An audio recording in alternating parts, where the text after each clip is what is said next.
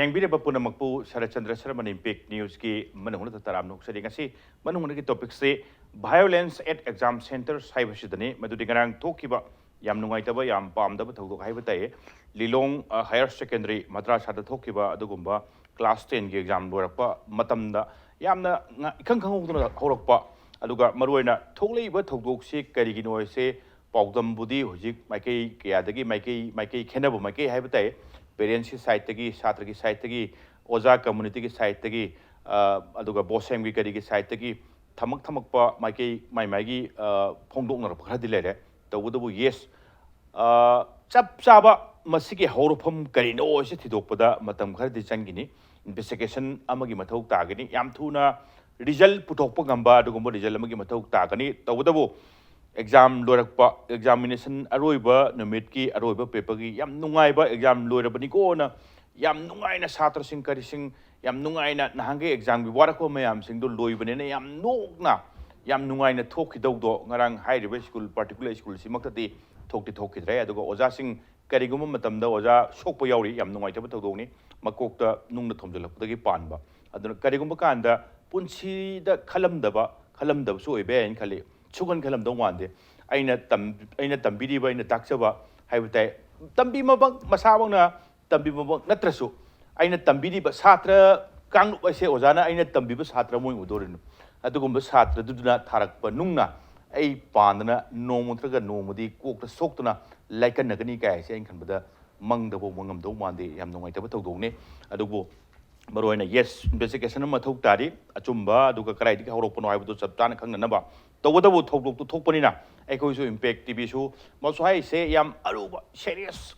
grave matter name Aduna Canada Bayadi, Aduna, Achumba Kanguk Bayadi, Educa, Chatra community, the Oja community, and Amazon parents community, Educa, surrounding the Lady Singshina, I carry responsible lobum to everything say. Messages among the Ding Siki Manu Person Morakanda, Pangbra, Yabra, Hido, Yimini Sabaki, Honazabadune, Lonana, violence at exam center, I have done a second and length video casting day. I get it on the Pambiri say Longjam Brojen, the Sangomati flying squad member ne, at the same time, principal in charge,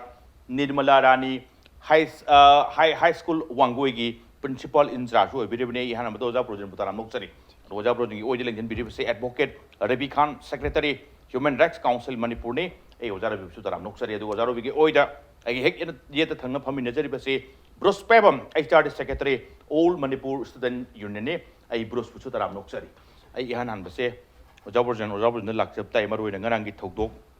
Social media, the viral Uemina, Narang Adum Togdo, Matung Gan Canada, Powder, Dum Male, Ozasing Sopogi, Satra Sing, Sarang Nobagi, Adugamoro and Hijabuduni, Ricalu, Yam Nungaina, Nangi Purum, Bapolum, Kokre, Baika, Hazanabutormasu, Karabunu, I am the shoe, Lori Habagi Yam, Nungaina Tokido, Aduga Madugi, Taiwan of Habitat, schools in the Nung Thomson Bar, Adagi Gasing among a Tonba, school Manung the Kamal Garising at them Torpa, Oza Nung no Palakan Oza Solopa, Yanana, Kissing community labor, community among Kamai Ubito. Hariba Todoxi, Aguidi, Yamna, Dugumai Tibo Todo, many Hanakan. Maruin Habada, Waza, Hibasi, Magi, Loiner Jariba, my racing do Masada Masagum Kalaga Tapitam Biribaneba. As when Yamna, Langnaba Marie, Madatam Biriba, Angang Singduna, Onzelaga,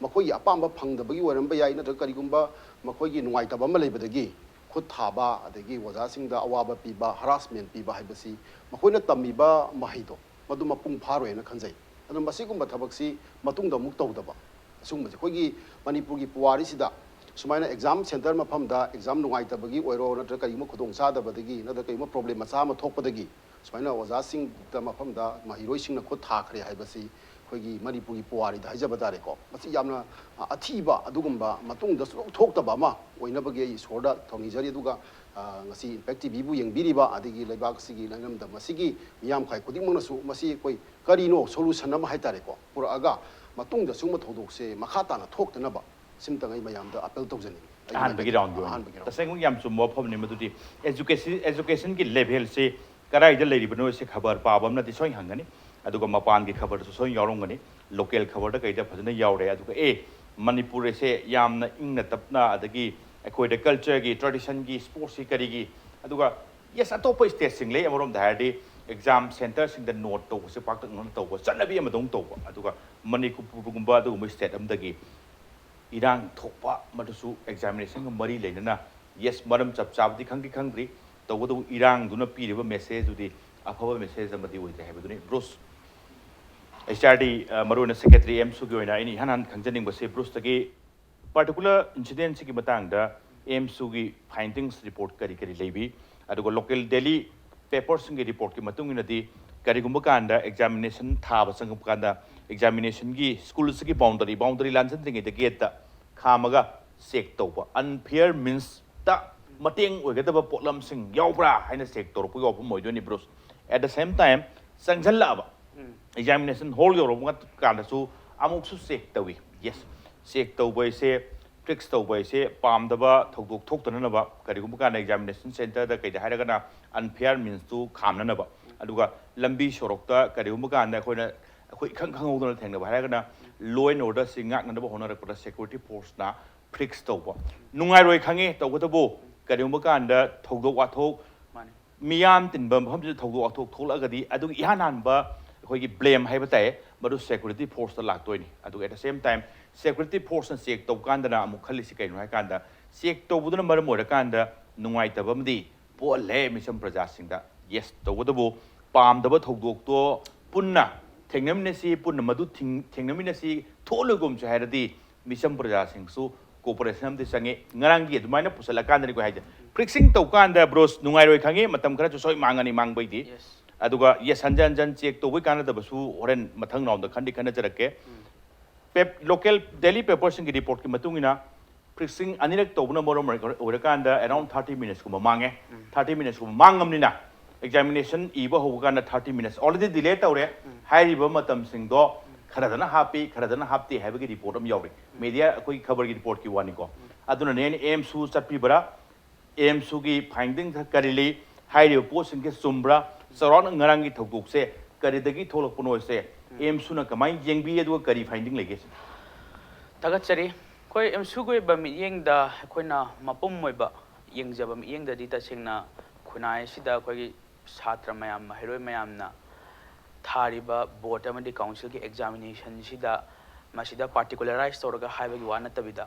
adagi lilong higher secondary madrasa da koina particularize torga haiba na tabida koi gi mahiroi khunai amasum ngasi ma inkhalak liba satra na harol singi moral attitude samadi discipline ji document kai thare hai tare general chap dai punamaki oi haiba tai ana ngarang yamna laibak thiba lilong higher secondary madrasa da thokiba thodok si koi responsible oiba mahirlu amoina koina strongest term da condemn tawi amasum taseng haiba matamda tongan ba maikai gya dagi for example ngasi gi local paper singda aduga board ki maikai dagi chief minister ki maikai dagi aduga khoi gi tongan ba mod phondok sagi bele aduga social media na chingba mahiro kya na mod phondok kya am lai hai tare adubu mayam ji tasin khomjin jaraga khoina yengjai ba mi yeng ta sengna hai matamda exam si ta sengna hai matamda horen kano di khoi gi manung hona gi dum yeng biyo ba khoi mahiro lu exam matamda khoi gi flying squad sa matamni singda chapiu chingdi ne ka da buidam da chatpa ngamdi no hai bo hang sina hanai da hobane ari maram gi no hai matamda ngasi mak ai khoi gi Manipur da pangthokliba examination center sing sida miyam na hena khangnaraba mafam khara koina masak maming location paludraga su hek flying squad changboy ro natrakandana iban Manipur police changboy ro natrakandana akoi mahiroi loop singna check tawba chatboy ro yamna pharak taba bahalen oiba area khara di adumak lei hai tare for example nabu ngasi mani imphal da tagda center do mahiroi khara di koi gi casual oina koi gi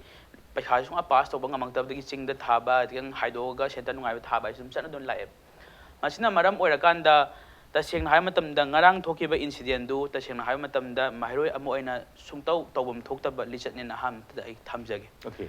makoina examination da frisking tawe habse taseng hai matamda frisking hanjina tawbadu taseng mahiroi mayam da yamna inconvenient oirambadi yai adubu taseng makoina tawribadu kari maram dagi tawraklibano amasum karigum hariba specific oiba school aduda mamangna kari incident thokiba laire amasum mayam gi oiba general view da kari miyeng in haimsing ba yamna sunga sai habiba first blame the authority da lakto ne na hai aduna maram orkan torambsu ai adubu makoina torambna examination je thengdagre haina mahairoi mayamgi 30 minutes hapni hapoi habagi wahamdo leitarasu masi hapte harasu makoina yamna niyom sumba legal procedure da makoina satra mayamna tra mahairoi mayamna pendre haitar di lairiba school du da tariba officer in charge da adum salakana wakat pe intaga tongan ba yamna peaceful oiba yamna democratic oiba mawong am the problem se solve toramba yai haitare adubu masi makoina haribisu chumme haba nateko yamba adubu hojik lai wafam sidi school da smaina adumaina tawbe yade adagi akoina sum phangjaba school gi report duga board ka wari sanaba am sum tongan ba akhoi gi su oiba report phangjamna phangjaba da di school sida ngarang se koi non khara fa ba sa da khara detain tawba khotpa gi examination sim mang se dagi di hana jahina khang strict oisale habigi pochim yam chumme masim di chumme habi se thamjage aduna maram oirakanda mahiroi mayam sita sengna hayo matamda exam loiba numit ko oire makoina hana khalami ba center nungaini natrakana center ji khara kom ni kaina khanjaramba sing aduta sengna phangaktab dagi last ta khoigi makoigi asawdu phudorakpra haiba wafam sine koina amu singna jari beje kan singne se hoji aduna examination loirakanda bu mahiroi mayam duna kai hai tare ngarang du ai hakna haijari bisi ko social media da thagat khiba khoigi video sing jinna proof ni hai tare yamna vivid oiba school da nung na thajan ba school gi property kaya ma thugai ba oja phawba atamna na nung langa makok thugai ba car ma thugai ba sing ado karamba mahiroi na tawbam thokpa lichat no haiba se han mata hangjage masi ekhoina kaidonung da question achawum thoe madudi ngarangi thogdok to heta satra ama khang nungai ti haina ningai singdana ba horok ba phom sukna taba akhoi je exam hek dorok pa bel hek tabaga masigi khudong chaba lawrasiko haibagi akhoi gi rampage ba haidi mayam se punne ta hongraga ko eta pulap tawrose duga target kharsu tawrose haibagi hana pre plan man bam changi adumang na oini haiba mukta natri aduna ni ngasai khoi haijabdo investigation am mathuk tani clear picture puthok mathuk tani yam tuna tu chu aduga madugi puthoro putugi finding tu gi matungina yes minor obi hai amo obi satra obi hai kari gum la le haragdi law gi matungina phangbam thokpa cherak sing khara phangan ba so that matung tarakpa tungda lakadaba generation sing tungda lakadaba satra community natragana authority side organa koi ozai side ta kari semtoksin mathok tari angang sing nuai ta sai bo nuai ti inconvenient thokpa area sing kari sing matung da tholok na bai wani ko ta sing makti satra na soira su koi haje yam nauri chai sing do semtokpa yari parents ki side ta su satra semtokpa ki makoi gi responsible adumak laigani oja ta ngakta blame injan bai yaro oja ta ngakta responsible loi bak thangjan bai yaro aduna parents ki su achouba responsible am laini adwa digi chenna daba adwa digi chenbam thokti habi wafam sini bruce ai mathang ngong lak sake oja Rabi Khan oja maroina oja advocate ni aduga human rights secretary human rights council Manipur gi su secretary oibiri hujik se maroina adwai gi area du da kari uma kan da horen khara kopsan ne ne pak kan da ngarang gi thogok sina phangpham thokpa leibam thokpa right hak khara di ojagi hak khara mangba satra gi orsu satra gi khara mangba kari gumba adwai gi area am su lakki dong wale adwai da lak sake to du gi hanan se being a lawyer ma gi miyeng dagi aduga human rights council Manipur gi secretary moina thogdok se kamai ubi sam hare kan da aduga clear cut finding am di mathok ta gi ni investigation am mathok ta ni haidi karom dei tholok prono do khangdok na ba adu yeng bada report si kari gi media gi report sing kari sing khara uberam nen khalle parents site su thamukpa dum leiri satra site su dum thamukpa leiri at the same time oja community gi site thamukpa leiri mayam sum che kumna geng pa kan da overall ngarang thogok se kamai ubi gi hoi an bada ya khoi na si topic asi pukhalaga nei na basi am maram sabani effective bu thagat chare thank you khoi ina object ngarang gi thogdok si ahan bada khoi khuding makna lamdam sigi oina mai khuba ikai ba thogdok amani lamdam sigi praja moina khoina adugumba exam gi numita exam center amada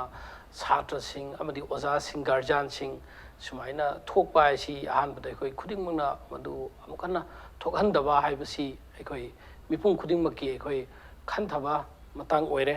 ado khoi na hojik ngarang gi thogdok si khoi di miam gi thogdok si ki pau si khoi ngasi yu phongba local newspaper sing da thengnaba pau duni khoi local newspaper da phangiba pau sina loinamak sumamgani haibasu yadi lalamgani haibasu yadi masi khoi na media trial da dum ꯑꯩꯈꯣꯏꯅ ꯃꯣꯠ ꯂꯣꯏꯅꯃꯛ ꯍꯥꯏꯕꯗꯤ ꯌꯥꯗꯕꯅꯤꯅ ꯇꯉꯥꯏ ꯐꯗꯕ ꯆꯞ ꯆꯥꯅ ꯃꯁꯤ ꯁꯤꯒꯨꯝꯕ ꯊꯧꯗꯣꯛꯁꯤ ꯃꯇꯨꯡꯗ ꯑꯃꯨꯛ ꯍꯟꯅ ꯊꯣꯛꯇꯅꯉꯥꯏꯗꯃꯛꯇ ꯐꯦꯛ ꯐꯥꯏꯟꯗꯤꯡ ꯇꯤꯝ ꯑꯃ ꯑꯊꯨꯕꯗ ꯁꯦꯝꯃꯒ ꯊꯤꯖꯤꯟꯕꯗꯤ ꯇꯉꯥꯏ ꯐꯗꯕ꯭ꯔꯥ ꯍꯥꯏꯅ ꯈꯜꯂꯦ ꯑꯗꯣ ꯉꯔꯥꯡꯁꯤ ꯑꯩꯈꯣꯏꯒꯤ ꯏꯃꯥ ꯂꯣꯟꯅꯤ ꯍꯥꯏꯅ ꯉꯥꯡꯕꯗꯅ ꯕꯦꯡꯒꯣꯂꯤ ꯃꯌꯦꯛꯀꯤ ꯃꯔꯣꯟꯗ ꯁꯨꯝ ꯏꯅꯔꯝꯃꯒ ꯆꯍꯤ ꯈꯔꯒꯤ ꯃꯃꯥꯡꯗꯒꯤ ꯑꯔꯤꯕ ꯃꯩꯇꯩ ꯃꯌꯦꯛ ꯍꯥꯏꯕ ꯂꯣꯟꯗꯣ ꯑꯗꯨꯅꯦꯕ ꯉꯔꯥꯡ ꯊꯣꯛꯄꯁꯦ ꯄꯥꯔꯇꯤꯀꯨꯂꯔꯂꯤ ꯃꯩꯇꯩ ꯃꯌꯦꯛ ꯍꯥꯏꯕ ꯂꯣꯟꯁꯤ ꯑꯃꯨꯛꯀ ꯑꯩꯈꯣꯏꯒꯤ ꯌꯥꯝꯅ ꯃꯩꯇꯩ ꯃꯌꯦꯛꯁꯤ ꯆꯥꯎꯈꯠꯍꯟꯒꯗꯕꯅꯤ ꯍꯥꯏꯅ ꯑꯩꯈꯣꯏ ꯃꯅꯤꯄꯨꯔ ꯄꯨꯝꯕꯗ ꯀꯦꯝꯄꯦꯜ ꯃꯩꯇꯩ ꯃꯌꯦꯛ ꯈꯛꯀꯤꯗꯃꯛꯇ ꯁꯤꯚꯤꯜ ꯁꯣꯁꯥꯏꯇꯤ ꯑꯣꯔꯒꯅꯥꯏꯖꯦꯁꯟꯒ ꯁꯦꯝꯂꯒ ꯃꯅꯤꯄꯨꯔꯒꯤ ꯑꯁꯦꯡꯕ ꯃꯌꯦꯛꯇꯤ ꯃꯁꯤꯒꯤ ꯃꯌꯦꯛꯁꯤꯅꯤ ꯍꯥꯏꯅ ꯑꯩꯈꯣꯏꯒꯤ ꯀꯟꯅ ꯍꯣꯠꯅꯔꯛꯇꯅ ꯂꯥꯛꯄ ꯏꯍꯧ ꯑꯃ ꯑꯣꯏꯕꯅ ꯉꯔꯥꯡꯒꯤ ꯃꯩꯇꯩ ꯃꯌꯦꯛ ꯊꯣꯛꯄ ꯅꯨꯃꯤꯠꯇ ꯊꯣꯛꯄꯁꯤꯁꯨ ꯑꯩꯈꯣꯏ ꯑꯃꯨꯛ ꯅꯨꯡꯉꯥꯏꯖꯗꯦ ꯑꯗꯨꯒ ꯑꯃꯨꯛꯀ ꯑꯩꯅ ꯁꯨꯝ ꯈꯟꯖꯕꯗ ꯑꯩꯈꯣꯏ ꯂꯣꯀꯦꯜ ꯃꯦꯗꯤꯌꯥꯁꯤꯡꯗ ꯉꯁꯥꯏꯒꯤ AMSUꯒꯤ HRD ꯁꯦꯀ꯭ꯔꯦꯇꯔꯤ ꯑꯃꯗꯤ ꯑꯁꯣꯟ ꯑꯣꯖꯥ ꯐ꯭ꯂꯥꯏꯡ ꯁ꯭ꯀꯣꯠꯀꯤ ꯁ꯭ꯋꯥꯏꯗ ꯑꯣꯖꯥꯁꯤꯡꯅ ꯉꯔꯥꯡꯁꯤ ꯃꯦꯗꯤꯌꯥꯗ ꯌꯥꯎꯔꯛꯄꯗ ꯕꯣꯔꯗꯀꯤ ꯍꯥꯏꯕ ꯇꯥꯔꯦ ꯐ꯭ꯂꯥꯏꯡ ꯁ꯭ꯀꯣꯠ ꯇꯤꯝ ꯕꯣꯔꯗꯀꯤ ꯁꯦꯀ꯭ꯔꯦꯇꯔꯤ ꯃꯁꯥꯃꯛ ꯌꯥꯎꯅ ꯇꯤꯝ ꯑꯃ ꯐꯖꯅ ꯁ꯭ꯇꯦꯁꯟ ꯇꯧꯔꯒ ꯁ꯭ꯀꯨꯜꯁꯤꯗ ꯂꯤꯂꯣꯡ ꯍꯥꯌꯔ ꯁꯦꯀꯦꯟꯗꯔꯤ ꯃꯗ꯭ꯔꯁꯥꯁꯤꯗ ꯁ꯭ꯇꯦꯁꯟ ꯇꯧꯔꯒ ꯑꯦꯛꯖꯥꯝ ꯍꯧꯕꯗꯒꯤ ꯂꯣꯏꯐꯥꯎ ꯂꯩ ꯍꯥꯏꯕꯒꯤ ꯃꯦꯗꯤꯌꯥꯁꯤꯡꯗ ꯁ꯭ꯋꯥꯏ ꯑꯗꯣ ꯆꯦꯛꯁꯤ ꯑꯍꯥꯟꯕ ꯒꯦꯠꯇ ꯑꯃꯨꯛ ꯇꯧꯔꯦ ꯃꯊꯪꯗ ꯑꯃꯨꯛꯀ ꯀ꯭ꯂꯥꯁ ꯃꯅꯨꯡꯗ ꯍꯥꯏꯇꯥꯔꯦ ꯃꯅꯨꯡꯗ ꯑꯃꯨꯛ ꯄꯨꯡꯈꯥꯏꯃꯨꯛ ꯇꯧꯕꯁꯤꯅ ꯑꯦꯛꯖꯥꯝ ꯃꯇꯝ ꯍꯥꯞꯀꯅꯤ ꯃꯥꯡꯍꯟꯈꯤꯕꯁꯤꯒꯤ ꯍꯥꯏꯔꯒ ꯀꯥ ꯈꯔꯗꯅ ꯃꯁꯤ ꯑꯩꯒꯤ ꯄꯥꯔꯁꯣꯅꯦꯜ ꯅꯠꯇꯦꯀꯣ ꯂꯣꯀꯦꯜ ꯃꯦꯗꯤꯌꯥꯗ ꯀꯣꯠ ꯇꯧꯔꯛꯄꯗꯨꯅꯤꯀꯣ ꯂꯣꯀꯦꯜ ꯃꯦꯗꯤꯌꯥꯁꯤꯡꯁꯤꯅ ꯀꯔꯥꯏ ꯐꯥꯎꯕ ꯄꯥꯎ ꯃꯔꯤꯛ ꯆꯨꯝꯅ ꯈꯣꯝꯖꯤꯟꯕ꯭ꯔꯥ ꯈꯣꯝꯖꯤꯟꯗꯕ꯭ꯔꯥ ꯍꯥꯏꯕꯗꯨ ꯇꯣꯉꯥꯟ ꯑꯣꯏꯈ꯭ꯔꯒ ꯀꯥ ꯈꯔꯗꯅ ꯊꯣꯡ ꯂꯣꯟꯁꯤꯜꯂ ꯑꯗꯨꯝ ꯃꯅꯨꯡꯗ ꯑꯦꯛꯖꯥꯝꯁꯤ ꯑꯗꯨꯝ ꯀꯟꯇꯤꯅ꯭ꯌꯨꯁꯂꯤ ꯂꯥꯁ ꯕꯦꯜꯁꯤ ꯇꯧꯔ ꯐꯥꯎꯕ ꯏꯍꯜꯂꯤ ꯑꯗꯨꯒ ꯀꯥ ꯈꯔꯗꯅ ꯆꯦꯃꯨꯜꯂꯒ ꯅꯣꯏ ꯃꯇꯝ ꯂꯣꯏꯔꯦꯅ ꯍꯥꯏꯅ ꯑꯗꯨꯃꯥꯏꯅ ꯊꯣꯛꯑꯦ ꯃꯗꯨꯗꯒꯤ ꯁꯥꯇ꯭ꯔꯁꯤꯡꯁꯤꯅ ꯁꯥꯇ꯭ꯔ ꯑꯃ ꯑꯅꯤ ꯍꯧꯔꯛꯄꯗꯒꯤ ꯊꯣꯛꯈꯤꯕꯅꯦ ꯑꯗꯣ ꯃꯩꯇꯩ ꯃꯌꯦꯛꯁꯤꯗꯤ ꯇꯁꯦꯡꯅꯃꯛꯀꯤꯗꯤ ꯏꯕꯗ ꯌꯥꯝ ꯇꯞꯄ ꯄꯣꯠ ꯑꯃ ꯑꯣꯏꯒꯗꯣꯏꯕꯅꯦ ꯑꯩꯈꯣꯏꯒꯤ ꯂꯣꯀꯦꯜ ꯀꯩꯅꯣꯗ ꯈꯨꯠꯂꯣꯏꯕ ꯍꯥꯟꯅꯒꯤ ꯏꯪꯂꯤꯁꯀꯨꯝꯕ ꯀꯩꯒꯨꯝꯕ ꯅꯠꯇꯕꯅꯤꯅꯕ ꯃꯩꯇꯩ ꯃꯌꯦꯛꯁꯤ ꯑꯩꯈꯣꯏꯗ ꯌꯥꯝꯅ ꯏꯕꯗ ꯇꯞꯀꯗꯕ ꯄꯣꯠ ꯑꯃꯗꯤ ꯑꯣꯏꯔꯤꯑꯕ ꯌꯥꯝꯅ ꯃꯤꯄꯨꯝ ꯈꯨꯗꯤꯡꯃꯛ ꯑꯗꯨꯕꯨ ꯑꯦꯅꯤꯋꯦ ꯁꯥꯇ꯭ꯔ ꯃꯣꯏꯅ ꯃꯗꯨꯒꯤ ꯀꯣꯏꯁꯟꯗꯨ ꯑꯩꯈꯣꯏꯗ ꯗꯔꯀꯥꯔ ꯂꯩꯇꯦ ꯑꯩꯈꯣꯏꯅ ꯃꯩꯇꯩ ꯃꯌꯦꯛ ꯑꯣꯏꯔꯒꯗꯤ ꯃꯇꯝ ꯁꯥꯡꯍꯟꯒꯗꯧꯕ ꯗꯔꯀꯥꯔ ꯂꯩꯇꯦ ꯀꯣꯏꯁꯟꯗꯨꯗꯤ ꯂꯥꯛꯏꯕ ꯀꯣꯏꯁꯟꯁꯤꯗꯤ ꯕꯣꯔꯗꯀꯤ ꯑꯣꯖꯥꯁꯤꯡꯗꯨꯅ ꯁꯦꯡꯅꯃꯛꯀꯤ ꯅꯈꯣꯏꯗ ꯃꯇꯝ ꯍꯥꯞꯀꯅꯤ ꯄꯨꯡꯈꯥꯏ ꯑꯃꯁꯦ ꯍꯥꯏꯗꯣꯛꯎꯔꯕ꯭ꯔꯥ ꯁꯥꯇ꯭ꯔꯁꯤꯡꯗ ꯁꯥꯇ꯭ꯔ ꯈꯔꯅ ꯊꯣꯡ ꯂꯣꯟꯁꯤꯜꯂꯒ ꯔꯨꯝ ꯈꯔꯗ ꯀ꯭ꯂꯥꯁꯔꯨꯝ ꯈꯔꯗ ꯑꯦꯛꯖꯥꯝ ꯊꯥꯜꯂꯦꯁꯤ ꯇꯁꯦꯡꯅꯃꯛꯀꯤ ꯆꯨꯝꯃꯕ꯭ꯔꯥ ꯁꯥꯇ꯭ꯔ ꯈꯔꯒꯤꯅ ꯆꯦꯃꯨꯜꯂꯦ ꯍꯥꯏꯔꯒꯗꯤ ꯀ꯭ꯂꯥꯁꯔꯨꯝ ꯑꯃꯃꯝꯒ ꯑꯃꯒꯒꯤ ꯈꯦꯠꯅꯕ ꯃꯥꯟꯅꯗꯕ ꯂꯥꯛꯑꯒꯗꯤ ꯁꯥꯇ꯭ꯔ ꯈꯔꯅ ꯑꯩꯒꯤꯅ ꯆꯦꯃꯨꯟꯕꯤꯈ꯭ꯔꯕ ꯄꯨꯡꯈꯥꯏ ꯑꯃ ꯍꯥꯞꯀꯅꯤ ꯍꯥꯏꯔꯒ ꯃꯥꯒꯤ ꯀꯥꯗ ꯊꯪꯅꯕꯅ ꯄꯨꯟꯗꯦ ꯍꯥꯏꯕ ꯇꯥꯔꯒꯗꯤ ꯃꯈꯣꯏ ꯃꯁꯦꯟꯒꯤꯗ ꯊꯣꯛꯑꯝꯕꯁꯨ ꯌꯥꯏꯅ ꯈꯜꯂꯤ ꯃꯗꯨꯃꯛꯄꯨ ꯀꯔꯥꯏꯐꯥꯎ ꯆꯨꯝꯕꯅꯣ ꯈꯪꯗꯦ ꯑꯗꯨꯕꯨ ꯄ꯭ꯔꯨꯞ ꯂꯩꯒꯅꯤ ꯀꯔꯤꯅ ꯂꯩꯒꯅꯤ ꯍꯥꯏꯕꯗ CCTV ꯐꯤꯛꯁ ꯇꯧꯔꯝꯒꯅꯦꯕ ꯑꯦꯛꯖꯥꯝ ꯁꯦꯟꯇꯔꯁꯤꯡꯁꯤ CCTV ꯍꯧꯖꯤꯛꯇꯤ ꯐꯤꯛꯁ ꯇꯧꯏ ꯏꯟꯁꯇꯣꯜ ꯇꯧꯏ ꯍꯥꯏꯕ ꯑꯃ ꯍꯥꯏ ꯑꯩꯅ ꯄꯥꯎ ꯂꯧꯖꯕꯗꯁꯨ ꯂꯤꯂꯣꯡ ꯍꯥꯌꯔ ꯁꯦꯀꯦꯟꯗꯔꯤ ꯃꯗ꯭ꯔꯁꯥꯁꯤ CCTV ꯏꯟꯁꯇꯣꯜ ꯇꯧꯏ ꯍꯥꯏꯌꯦꯕ ꯑꯗꯨ ꯑꯣꯏꯕ ꯇꯥꯔꯒꯗꯤ ꯑꯩꯈꯣꯏꯅ ꯃꯁꯤꯒꯤ ꯀꯔꯝꯍꯥꯏꯅ ꯍꯥꯏꯔꯤꯕꯅꯣ ꯀꯔꯝꯍꯥꯏꯅ ꯇꯧꯔꯤꯕꯅꯣ ꯀꯅꯥꯅ ꯀ꯭ꯔꯥꯏꯝꯁꯤ ꯍꯥꯟꯅ ꯍꯧꯔꯤꯕꯅꯣ ꯍꯥꯏꯕꯁꯤꯃꯁꯨ ꯑꯗꯨꯝ ꯊꯤꯕꯗ ꯏꯟꯚꯦꯁꯇꯤꯒꯦꯁꯟꯗ ꯌꯥꯝ ꯆꯥꯎꯅ ꯃꯇꯦꯡ ꯄꯥꯡꯒꯅꯤ ꯃꯤꯈꯥꯏ ꯅꯥꯏꯗꯅ ꯊꯣꯛꯈꯤꯕ ꯊꯧꯗꯣꯛꯁꯤꯡꯗꯨ ꯀꯦꯞꯆꯔ ꯇꯧꯔꯒ ꯂꯩꯔꯤꯕ CCTVꯗꯣ ꯃꯗꯨꯒꯤ ꯃꯊꯧ ꯌꯥꯝꯅ ꯍꯥꯏꯗꯤ ꯃꯇꯦꯡ ꯌꯥꯝ ꯄꯥꯡꯒꯅꯤ ꯏꯟꯚꯦꯁꯇꯤꯒꯦꯁꯟꯗ ꯍꯥꯏꯕꯒꯤ ꯋꯥꯐꯝꯗꯨꯅꯤ ꯌꯦꯁ ꯂꯩꯔꯤꯕ ꯃꯈꯜꯁꯤꯡ ꯀꯔꯤꯁꯤꯡ ꯀꯔꯤꯃꯥꯏꯅ ꯊꯣꯛꯈꯤꯕꯅꯣꯁꯨ ꯂꯣꯏꯅꯃꯛ ꯁꯥꯇ꯭ꯔꯒꯤ ꯑꯣꯏꯔꯣ ꯆꯦꯟꯅꯔꯤꯕ ꯁꯥꯇ꯭ꯔꯁꯤꯡ ꯑꯣꯏꯔꯣ ꯁꯥꯇ꯭ꯔꯁꯤꯡꯒꯤ ꯑꯣꯏꯔꯣ ꯅꯠꯇ꯭ꯔꯒꯅ ꯑꯣꯖꯥ ꯀꯝꯃꯨꯅꯤꯇꯤꯒꯤ ꯃꯐꯝꯗꯨꯗ ꯕꯣꯔꯗꯀꯤ ꯀꯔꯤꯒꯤ ꯇꯥꯕꯤꯔꯤꯕ ꯗ꯭ꯌꯨꯇꯤꯁꯤꯡ ꯀꯔꯤꯁꯤꯡ ꯌꯦꯁ ꯃꯥꯒꯤ ꯑꯣꯏꯕ ꯁꯨꯡꯁꯣꯏ ꯁꯣꯏꯗꯅ ꯀꯃꯥꯏꯅ ꯊꯣꯛꯄꯅꯣ ꯁꯤꯒꯤ ꯊꯤꯔꯛꯄ ꯀꯥꯟꯗ ꯂꯣꯏ ꯐꯣꯡꯗꯣꯛꯅꯔꯛꯀꯅꯤ and above all ꯀꯅꯥꯝꯇꯒꯤ ꯃꯤꯆꯪ ꯃꯤꯈꯥꯏ ꯅꯥꯏꯔꯣꯏꯗꯕ ꯖꯤꯕꯗꯤ ꯑꯩꯈꯣꯏꯒꯤ ꯊꯋꯥꯏꯗꯤ ꯄꯥꯟꯗꯕ ꯑꯗꯨꯒ ꯊꯋꯥꯏ ꯄꯥꯟꯕꯁꯤꯡꯗꯒꯤ ꯍꯦꯟꯅ ꯃꯊꯧ ꯇꯧꯔꯒ ꯂꯩꯕ CCTV ꯑꯃ ꯌꯥꯎꯔꯤꯕꯅꯤꯅ ꯃꯗꯨꯕꯨ ꯌꯥꯝ ꯃꯇꯦꯡ ꯄꯥꯡꯅꯤ ꯐꯦꯛ ꯐꯥꯏꯟꯗꯤꯡꯗ ꯍꯥꯏꯕ ꯋꯥꯐꯝꯗ ꯑꯣꯖꯥ ꯔꯕꯤ ꯃꯊꯪ ꯅꯥꯎꯗꯣꯡ ꯂꯥꯛꯆꯒꯦ ꯑꯣꯖꯥ ꯕ꯭ꯔꯣꯖꯦꯟ ꯃꯔꯨꯑꯣꯏꯅ ꯍꯧꯖꯤꯛ ꯂꯩꯔꯤꯁꯤ ꯅꯥꯀꯟ ꯑꯅꯤꯗꯅꯤ ꯅꯥꯀꯟ ꯈꯔ ꯅꯩꯅꯕ ꯇꯥꯏ ꯃꯔꯨꯑꯣꯏꯅ ꯑꯣꯖꯥꯗ ꯐ꯭ꯂꯥꯏꯡ ꯁ꯭ꯀ꯭ꯋꯥꯗ ꯃꯦꯝꯕꯔ ꯑꯣꯏꯅ ꯆꯠꯄ ꯀꯥꯟꯗ ꯑꯩꯈꯣꯏꯁꯨ ꯁꯨꯝ ꯄꯔꯤꯈꯥ ꯊꯥꯔꯛꯄ ꯀ꯭ꯂꯥꯁ 10 ꯀꯥꯜꯂꯒ ꯂꯥꯛꯄ ꯅꯠꯇꯕꯅꯤ나 ꯑꯗꯨꯝ ꯆꯥꯎꯔꯥꯛꯄ ꯈꯪꯕ ꯀꯥꯟꯗ ꯁꯤꯟꯕ ꯁꯤꯟꯗꯕꯅ ꯇꯣꯉꯥꯟꯕ ꯑꯃꯅꯦ ꯐ꯭ꯂꯥꯏꯡ ꯁ꯭ꯀ꯭ꯋꯥꯗ ꯂꯥꯛꯈ꯭ꯔꯦ ꯕꯣꯔꯗꯀꯤ ꯃꯤ ꯂꯥꯛꯈ꯭ꯔꯦ ꯁꯦ ꯑꯗꯨꯝ ꯊꯃꯣꯏꯗ ꯌꯥꯝ ꯍꯔꯥꯎꯕꯗꯤ ꯑꯣꯏꯗꯦ ꯏꯄꯥ ꯄꯥꯈꯠꯄ ꯑꯃꯗꯤ ꯑꯗꯨꯝ ꯐꯥꯎꯏꯀꯣ ꯏꯁꯝ ꯁꯝꯅ ꯁꯤꯟꯗ꯭ꯔꯁꯨꯀꯣ ꯄꯥꯈꯠꯇꯣꯏꯅꯦ ꯄꯥꯈꯠꯄꯩꯗꯤ ꯑꯗꯨꯒ ꯃꯔꯨꯑꯣꯏꯅ ꯈꯤꯇꯪ ꯕꯣꯔꯗꯀꯤ ꯀꯔꯤꯒꯤ ꯊꯣꯛꯈ꯭ꯔꯒ ꯈꯔ ꯈꯤꯇꯪ ꯐꯒꯗ꯭ꯔꯥ ꯀꯥꯏꯅ ꯈꯟꯕꯁꯨ ꯁꯨꯝ ꯁ꯭ꯇꯦꯁꯟꯒ ꯁꯨꯝ ꯇꯧꯔ ꯂꯩꯔꯗꯤ ꯑꯗꯨꯝ ꯈꯔꯒ ꯍꯦꯟꯅ ꯑꯃꯨꯛ ꯀꯔꯤꯒꯤꯅꯣ ꯁꯨꯝ ꯁ꯭ꯋꯥꯏ ꯁꯨꯝ ꯂꯩꯕꯤꯔꯤꯁꯤꯕꯨ ꯑꯇꯣꯞꯄ ꯁ꯭ꯀꯨꯜꯗꯗꯤ ꯇꯧꯕꯤꯗꯦ ꯑꯩꯈꯣꯏꯁꯤꯗ ꯄꯪꯆꯦꯛ ꯆꯦꯛꯁꯤꯜꯂꯤ ꯍꯥꯏꯕꯒꯤ ꯑꯗꯨꯝ ꯀꯝꯄ꯭ꯂꯦꯟꯅꯁꯨ ꯑꯗꯨꯝ ꯆꯥꯎꯔꯥꯛꯄ ꯑꯗꯨꯝ ꯃꯃꯥꯡꯁꯤꯡ ꯀꯔꯤꯒꯤ ꯑꯩꯈꯣꯏꯅ ꯊꯦꯡꯅꯔꯛꯄꯗ ꯊꯦꯡꯅꯗꯕꯗꯤ ꯅꯠꯇꯦ ꯇꯧꯕꯇꯕꯨ ꯉꯔꯥꯡꯒꯤ ꯆꯥꯎꯔꯥꯛꯅ ꯋꯥꯐꯝ ꯂꯥꯛꯀꯥꯟꯗ ꯃꯁꯤꯒꯤ ꯄꯥꯔꯇꯤꯀꯨꯂꯔ ꯁ꯭ꯀꯨꯜꯁꯤꯃꯛꯇ ꯑꯣꯖꯥꯅ ꯐ꯭ꯂꯥꯏꯌꯤꯡ ꯁ꯭ꯀ꯭ꯋꯥꯗ ꯑꯣꯏꯅ ꯆꯪꯈꯤꯕ꯭ꯔꯥ ꯆꯪꯈꯤꯗꯕ꯭ꯔꯥ ꯆꯪꯕꯒ ꯌꯥꯎꯈꯤꯕ꯭ꯔꯥ ꯌꯥꯎꯗꯕ꯭ꯔꯥ ꯑꯗꯨꯒ ꯐ꯭ꯂꯥꯏꯌꯤꯡ ꯁ꯭ꯀ꯭ꯋꯥꯗ ꯃꯦꯝꯕꯔ ꯑꯃꯒꯤ ꯑꯦꯛꯁꯄꯤꯔꯤꯌꯦꯟꯁ ꯍꯥꯏꯕ ꯇꯥꯏ ꯆꯠꯄ ꯀꯥꯟꯗ ꯊꯦꯡꯅꯔꯤꯕ ꯅꯨꯡꯉꯥꯏꯇꯕꯁꯤꯡ ꯑꯗꯨꯝ ꯑꯣꯖꯥꯁꯨ ꯑꯗꯨꯝ ꯈꯔꯗꯤ ꯁꯨꯝ ꯆꯠꯂꯤꯕꯅꯤꯅ ꯊꯦꯡꯅꯔꯝꯒꯅꯤꯅ ꯈꯜꯂꯤ ꯑꯗꯨꯒ ꯃꯔꯨꯑꯣꯏꯅ ꯀꯔꯤꯒꯨꯝꯕ ꯀꯥꯟꯗ ꯃꯦꯗꯤꯌꯥ ꯔꯤꯄꯣꯔꯠꯀꯤ ꯃꯇꯨꯡ ꯏꯟꯅ ꯐ꯭ꯔꯤꯁꯀꯤꯡ ꯇꯧꯕꯗ ꯆꯦꯛ ꯇꯧꯕꯗ ꯃꯇꯝ ꯃꯥꯡꯕꯅꯤꯅ ꯃꯇꯝ ꯍꯥꯞꯄꯤꯗꯕ ꯈꯔꯗꯅ ꯍꯥꯞꯄꯤ ꯈꯔꯗꯅ ꯍꯥꯞꯇꯦ ꯍꯥꯏꯕ ꯀꯥꯟꯗ ꯇꯁꯦꯡꯅ ꯑꯗꯨ ꯑꯣꯏꯔꯒꯗꯤ ꯂꯥꯏꯔꯤꯛ ꯈꯪꯗꯤ ꯈꯪꯕ ꯏꯅꯅꯕ ꯃꯇꯝ ꯄꯤꯗꯦ ꯁꯦ ꯑꯩ ꯏꯅꯤꯡꯉꯥꯏ ꯌꯥꯎꯔꯤ ꯇꯧꯕꯗꯣ ꯃꯇꯝ ꯐꯪꯗꯦ ꯍꯥꯏꯕꯒꯤ ꯅꯨꯡꯉꯥꯏꯇꯕꯒꯤ ꯑꯦꯔꯤꯌꯥ ꯑꯃꯁꯨ ꯑꯣꯖꯥ ꯎꯕꯤꯕ꯭ꯔꯥ ꯑꯗꯨꯒ ꯅꯠꯇ꯭ꯔꯒꯅ ꯁꯝ ꯃꯦꯗꯤꯌꯥ ꯁꯣꯁꯤꯌꯦꯜ ꯃꯦꯗꯤꯌꯥꯗ ꯀꯩꯗ ꯁꯨꯝ ꯍꯥꯏꯔꯛꯄꯗꯗꯤ ꯁꯤꯟꯒꯦ ꯌꯥꯗꯕꯒꯤ ꯊꯣꯛꯄꯅꯦ ꯁꯤꯕꯨ ꯆꯨꯝꯖꯥꯠꯂꯥ ꯀꯥꯏꯅ ꯊꯥꯒꯠꯅꯕꯗꯁꯨ ꯌꯥꯎꯗꯕ ꯅꯠꯇꯦ ꯁꯤꯟꯒꯦ ꯌꯥꯗꯕ ꯈꯪꯆꯦꯛ ꯆꯦꯛꯁꯤꯜꯂꯛꯄꯒꯤ ꯌꯥꯝ ꯅꯨꯡꯉꯥꯏꯇꯕ ꯏꯟꯀꯟꯚꯤꯅꯤꯌꯟ ꯑꯃ ꯁꯝꯍꯥꯏ ꯎꯕ ꯐꯪꯕꯤꯕ꯭ꯔꯥ ꯑꯅꯤꯁꯤ ꯄꯥꯎꯈꯨꯝ ꯑꯃꯇꯪ ꯄꯤꯕꯤꯕ ꯇꯥꯏꯞꯇ ꯑꯍꯥꯟꯕꯗ ꯉꯁꯥꯏ ꯍꯧꯖꯤꯛꯀꯤ ꯋꯥꯍꯪꯒꯤ ꯃꯇꯨꯡ ꯏꯟꯅ ꯍꯥꯏꯔꯤꯕ ꯁꯦꯟꯇꯔꯁꯤ ꯍꯟꯗꯛꯀꯤ ꯑꯣꯏꯅꯁꯨ ꯃꯃꯥꯡ ꯆꯍꯤ ꯆꯠꯄꯗꯁꯨ ꯑꯩ ꯃꯐꯝꯁꯤ ꯌꯧꯖꯔꯨꯗ꯭ꯔꯤ ꯍꯥꯏꯇꯥꯔꯦꯀꯣ ꯑꯩ ꯃꯁꯤꯒꯤ ꯀꯩꯅꯣꯁꯤꯃ ꯕꯣꯔꯗ ꯑꯩꯉꯣꯟꯗ ꯄꯤꯕꯤꯔꯛꯇ꯭ꯔꯦ ꯑꯗꯨꯕꯨ ꯍꯥꯏꯔꯤꯕ ꯉꯔꯥꯡꯒꯤ ꯊꯧꯗꯣꯛꯁꯤꯒꯤ ꯌꯥꯝ ꯅꯛꯅꯅ ꯂꯩꯕ ꯑꯩꯈꯣꯏ ꯏꯁꯂꯥꯃꯤꯛ ꯕꯦꯕꯤ ꯍꯥꯏꯗꯅ ꯁꯦꯟꯇꯔ ꯑꯃꯈꯛ ꯂꯩ ꯃꯤꯇꯔ ꯈꯔ ꯈꯛꯇꯅꯤ ꯂꯥꯞꯅꯔꯤꯁꯦ ꯌꯥꯝ ꯂꯥꯞꯅꯕ ꯅꯠꯇꯦꯀꯣ ꯑꯗꯣ ꯍꯥꯏꯔꯤꯕ ꯃꯐꯝꯁꯤꯗ ꯑꯩ ꯇꯥꯖꯩ ꯉꯔꯥꯡꯁꯦ ꯑꯗꯣ ꯉꯔꯥꯡꯁꯦ ꯑꯩꯈꯣꯏ ꯃꯐꯝꯗꯨꯗ ꯄꯨꯡ 7:15 ꯆꯠꯄ ꯃꯇꯝꯗ ꯌꯧꯖꯔꯦ ꯍꯧꯖꯤꯛꯀꯤ ꯁꯦꯟꯇꯔꯁꯤꯗꯀꯣ ꯑꯗꯨꯒ ꯑꯩꯈꯣꯏ ꯑꯦꯛꯖꯥꯝ ꯂꯣꯏꯒꯗꯕ ꯃꯤꯅꯤꯠ 5 ꯋꯥꯠꯂꯤꯉꯩ ꯍꯥꯏꯇꯥꯔꯦꯀꯣ ꯃꯁꯤꯗ ꯑꯩꯈꯣꯏꯁꯦ ꯒꯦꯠꯇꯒꯤ ꯊꯣꯛꯂꯛꯑꯦ ꯑꯗꯨ ꯃꯇꯝꯗ ꯍꯥꯏꯔꯤꯕ ꯃꯐꯝꯁꯤꯗ ꯑꯩꯈꯣꯏꯒꯤ ꯂꯥꯡꯕ ꯈꯣꯠꯄ ꯀꯩꯝꯇ ꯂꯩꯇꯦ ꯍꯥꯏꯕ ꯁꯦꯟꯇꯔꯁꯤ ꯌꯥꯝ ꯐꯖꯅ ꯊꯥꯍꯧꯕ ꯍꯥꯏꯇꯥꯔꯦꯀꯣ ꯑꯗꯨꯒ ꯍꯧꯖꯤꯛꯀꯤ ꯂꯤꯂꯣꯡ ꯃꯗ꯭ꯔꯥꯁꯥꯒꯤꯁꯦ ꯃꯁꯤ ꯊꯣꯛꯏꯕ ꯊꯧꯗꯣꯛꯁꯤꯗ ꯑꯩꯒꯤ ꯑꯣꯏꯕ ꯃꯣꯠꯇ ꯃꯁꯤ ꯑꯉꯥꯡꯁꯤꯡꯗ ꯑꯩꯈꯣꯏ ꯐ꯭ꯔꯤꯁꯀꯤꯡ ꯇꯧꯕ ꯍꯥꯏꯕꯁꯤ ꯑꯣꯏꯔꯛꯏꯕ ꯀꯟꯗꯤꯁꯟꯗꯨꯒꯤ ꯃꯇꯨꯡ ꯏꯟꯅ ꯍꯧꯖꯤꯛ ꯇꯉꯥꯏꯐꯗꯕ ꯑꯃ ꯑꯣꯏꯔꯛꯄ꯭ꯔꯥ ꯁꯤꯗ ꯑꯩꯅ ꯈꯟꯖꯔꯤꯁꯦ ꯃꯔꯝꯗꯤ ꯀꯔꯤꯒꯨꯝꯕ ꯃꯇꯝꯗ ꯍꯧꯖꯤꯛ ꯃꯃꯥꯡꯉꯩꯗ ꯂꯩꯔꯝꯕ ꯑꯩꯈꯣꯏꯒꯤ ꯌꯥꯝꯅ ꯃꯥꯁ ꯀꯣꯄꯤ ꯇꯧꯕ ꯈꯣꯡꯕꯥꯟ ꯆꯦꯟꯕ ꯍꯥꯏꯇꯥꯔꯦꯀꯣ ꯑꯗꯨꯒꯤ ꯆꯠꯅꯕꯤꯗꯤ ꯃꯥꯡꯈ꯭ꯔꯒ ꯍꯧꯖꯤꯛꯁꯦ ꯑꯩꯈꯣꯏꯒꯤ ꯑꯦꯛꯖꯥꯝ ꯃꯅꯨꯡꯁꯤꯗ ꯑꯣꯖꯥꯁꯤꯡꯒꯤ ꯃꯔꯛꯇ ꯑꯣꯏꯕ ꯌꯥꯏ ꯅꯠꯇ꯭ꯔꯒꯅ ꯃꯄꯥꯟꯂꯣꯝꯗꯒꯤ ꯑꯇꯣꯞꯄ ꯏꯂꯤꯃꯦꯟꯁꯤꯡꯅ ꯑꯣꯏꯕ ꯌꯥꯏꯀꯣ ꯁꯝ ꯀꯣꯏꯁꯟꯁꯤ ꯃꯄꯥꯟꯗ ꯊꯥꯗꯣꯛꯑꯒ ꯑꯟꯁꯔ ꯄꯤꯁꯜꯂꯛꯄ ꯈꯨꯗꯝ ꯑꯣꯏꯅ ꯍꯥꯏꯔꯕꯗ ꯑꯩꯈꯣꯏꯒꯤ ꯖꯦꯔꯣꯛꯁ ꯀꯣꯄꯤꯗ ꯀꯣꯏꯁꯟꯁꯤ ꯄꯔꯦꯡ ꯁꯥꯅ ꯀꯣꯏꯁꯟ 1 2 3 4 5 ꯁꯦꯝꯃꯒ ꯃꯁꯤ ꯑꯉꯥꯡꯁꯤꯡꯗ ꯄꯥꯏꯔꯝꯕ ꯊꯦꯡꯅꯕ ꯁꯨꯃꯥꯏꯅ ꯍꯥꯏꯇꯥꯔꯦꯀꯣ ꯌꯥꯝꯅ ꯃꯗꯨ ꯀꯗꯥꯏꯗꯒꯤ ꯂꯥꯛꯏꯅꯣ ꯍꯥꯏꯕꯁꯤ ꯃꯗꯨ ꯌꯥꯝꯅ ꯂꯨꯕ ꯑꯃ ꯍꯥꯏꯇꯥꯔꯦ ꯃꯔꯝꯗꯤ ꯑꯣꯖꯥꯁꯤꯡꯒꯤ ꯃꯔꯛꯇ ꯁꯦꯝꯃꯛꯏꯕ꯭ꯔꯥ ꯅꯠꯇ꯭ꯔꯒꯅ ꯀꯅꯥꯅ ꯃꯄꯥꯟꯗ ꯊꯥꯗꯣꯛꯈ꯭ꯔꯒ ꯀꯣꯏꯁꯟ ꯂꯤꯛ ꯑꯣꯏꯔꯤꯕ꯭ꯔꯥ ꯀꯔꯝꯕ ꯃꯇꯝꯗ ꯊꯥꯖꯤꯜꯂꯛꯏꯅꯣ ꯍꯥꯏꯕꯁꯤ ꯑꯩꯈꯣꯏ ꯆꯠꯆꯔꯤꯕ ꯑꯩꯈꯣꯏꯅꯁꯨ ꯚꯥꯞ ꯃꯦꯟ ꯇꯥꯖꯗꯕ ꯍꯥꯏꯇꯥꯔꯦꯀꯣ ꯑꯗꯨꯒ ꯑꯩꯈꯣꯏꯒꯤ ꯕꯣꯔꯗꯀꯤ ꯃꯥꯏꯀꯩꯗꯒꯤꯁꯨ ꯃꯗꯨ ꯑꯦꯛꯁꯄ꯭ꯂꯦꯟ ꯇꯧꯕ ꯉꯝꯗꯕ ꯍꯥꯏꯇꯥꯔꯦ ꯃꯔꯝꯗꯤ ꯍꯧꯖꯤꯛ ꯆꯥꯎꯈꯠꯂꯛꯏꯕ ꯑꯩꯈꯣꯏ ꯏꯂꯦꯛꯇ꯭ꯔꯣꯅꯤꯛꯁꯀꯤ ꯑꯣꯏꯔꯤꯕ ꯃꯑꯣꯡ ꯃꯇꯧ ꯃꯌꯥꯝꯁꯤꯅ ꯄꯨꯝꯅꯃꯛꯁꯤ ꯑꯣꯏꯕ ꯉꯝꯃꯛꯇꯕ ꯃꯇꯝꯁꯤ ꯂꯩꯁꯜꯂꯛꯇ꯭ꯔꯦ ꯍꯥꯏꯖꯅꯤꯡꯕꯀꯣ ꯑꯩꯒꯤ ꯋꯥꯈꯜꯗ ꯑꯗꯨꯅ ꯑꯉꯥꯡꯁꯤꯡꯗ ꯃꯗꯨꯒꯨꯝꯕ ꯃꯌꯥꯝ ꯂꯥꯛꯄꯗꯨꯅ ꯃꯔꯝ ꯑꯣꯏꯔꯒ ꯇꯉꯥꯏꯐꯗꯅ ꯑꯩꯈꯣꯏꯒꯤ ꯆꯦꯛ ꯇꯧꯕꯁꯤꯃꯗꯤ ꯇꯉꯥꯏꯐꯗ꯭ꯔꯦꯕ ꯑꯗꯣ ꯆꯦꯛ ꯇꯧꯕꯁꯤ ꯇꯉꯥꯏꯐꯗꯅ ꯇꯧꯗꯧ ꯂꯩꯔꯦ ꯍꯥꯏꯕꯅꯤꯅ ꯍꯥꯟꯅ ꯑꯦꯛꯖꯥꯝꯁꯤ ꯍꯧꯗ꯭ꯔꯤꯉꯩꯗ ꯕꯣꯔꯗꯀꯤ ꯃꯥꯏꯀꯩꯗꯒꯤ ꯑꯣꯏꯔꯕꯁꯨ ꯁ꯭ꯀꯨꯜꯒꯤ ꯃꯥꯏꯀꯩꯗꯒꯤ ꯑꯣꯏꯔꯕꯁꯨ ꯑꯉꯥꯡꯁꯤꯡꯁꯦ ꯃꯤꯅꯤꯠ 30ꯒꯤ ꯃꯃꯥꯡꯗ ꯅꯠꯇ꯭ꯔꯒ ꯄꯨꯡꯈꯥꯏ ꯃꯃꯥꯡꯗ ꯃꯐꯝꯁꯤꯗ ꯑꯩꯈꯣꯏ ꯔꯤꯄꯣꯔꯠ ꯇꯧꯒꯗꯕꯅꯤ ꯍꯥꯏꯕ ꯑꯩꯒꯤ ꯑꯣꯏꯕ ꯃꯣꯠꯅꯤ ꯑꯩꯅ ꯊꯝꯖꯔꯤꯁꯦꯀꯣ ꯑꯗꯨ ꯑꯣꯏꯇꯥꯔꯒꯗꯤ ꯍꯥꯏꯔꯤꯕ ꯃꯇꯝꯁꯤꯒꯤ ꯃꯅꯨꯡꯗ ꯐꯖꯅ ꯆꯦꯛꯁꯦ ꯇꯧꯔꯒ ꯑꯦꯛꯖꯥꯝꯁꯤ ꯃꯇꯝ ꯆꯥꯅ ꯍꯧꯔꯒꯗꯤ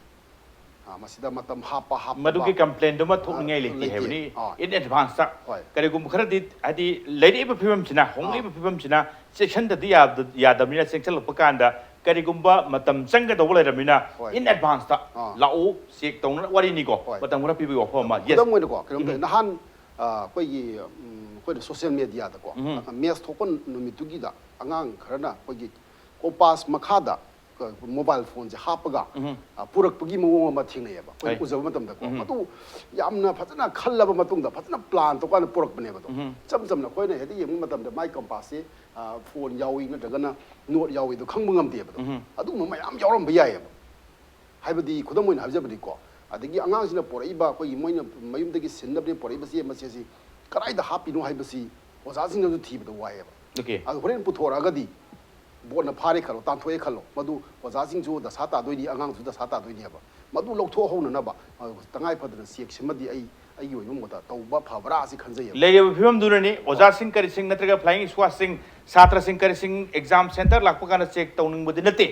ꯇꯧꯕꯇꯕꯨ ꯂꯩꯔꯛꯏꯕ ꯄꯥꯝꯗꯕ ꯐꯤꯕꯝꯁꯤꯅ ꯃꯔꯝ ꯑꯣꯏꯔꯀꯥꯟꯗ ꯇꯉꯥꯏꯐꯗꯅ ꯑꯗꯨꯒ ꯇꯧꯔꯤꯁꯤ ꯀꯩꯅꯣ ꯍꯥꯏꯔꯀꯥꯟꯗ ꯁꯥꯇ꯭ꯔ ꯀꯝꯃꯨꯅꯤꯇꯤꯒꯤꯅꯤ ꯁꯝꯅ ꯍꯥꯏꯔꯀꯥꯟꯗ ꯉꯁꯤ ꯑꯟꯐꯤꯌꯔ ꯃꯤꯟꯁꯇ ꯁꯤꯖꯤꯟꯅꯔꯀꯥꯟꯗ ꯑꯦꯛꯖꯥꯃꯤꯅꯦꯁꯟꯗꯨ ꯄꯥꯁ ꯇꯧꯈꯤꯕꯗꯤ ꯌꯥꯏ ꯑꯗꯨꯕꯨ ꯈꯪꯗꯅ ꯄꯥꯁ ꯇꯧꯔꯝꯃꯤꯅ ꯑꯐꯕ ꯃꯍꯩꯔꯣꯏ ꯑꯃ ꯑꯗꯨꯒ ꯇꯨꯡꯒꯤ ꯑꯐꯕ ꯌꯨꯝꯕꯤ ꯍꯥꯏꯗꯨꯗꯤ ꯑꯣꯏꯔꯔꯣꯏ ꯍꯥꯏꯕꯒꯤ ꯋꯥꯈꯜꯂꯣꯟꯗꯨꯅꯅꯦ ꯑꯃꯔꯣꯝꯗ ꯍꯥꯏꯔꯗꯤ ꯁꯤꯟꯅꯒꯨꯝꯁꯦ ꯅꯣꯠ ꯇꯧꯒꯅꯨ ꯀꯣꯄꯤ ꯇꯧꯒꯅꯨ ꯑꯟꯐꯤꯌꯔ ꯁꯤꯟꯅꯒꯨꯝꯁꯦ ꯍꯥꯏꯕꯁꯦ ꯑꯗꯨꯋꯥꯏꯗꯣ ꯑꯣꯏꯕꯇꯩ ꯁꯝꯅ ꯍꯥꯏꯔꯀꯥꯟꯗ ꯑꯇꯣꯞꯄ ꯑꯔꯥꯞꯄꯗꯗꯤ ꯁꯤꯜꯍꯜꯂꯤ ꯑꯅꯛꯄ ꯑꯩꯈꯣꯏꯗ ꯇꯥꯏꯅꯩ ꯍꯥꯏꯕꯁꯤ ꯍꯣꯏ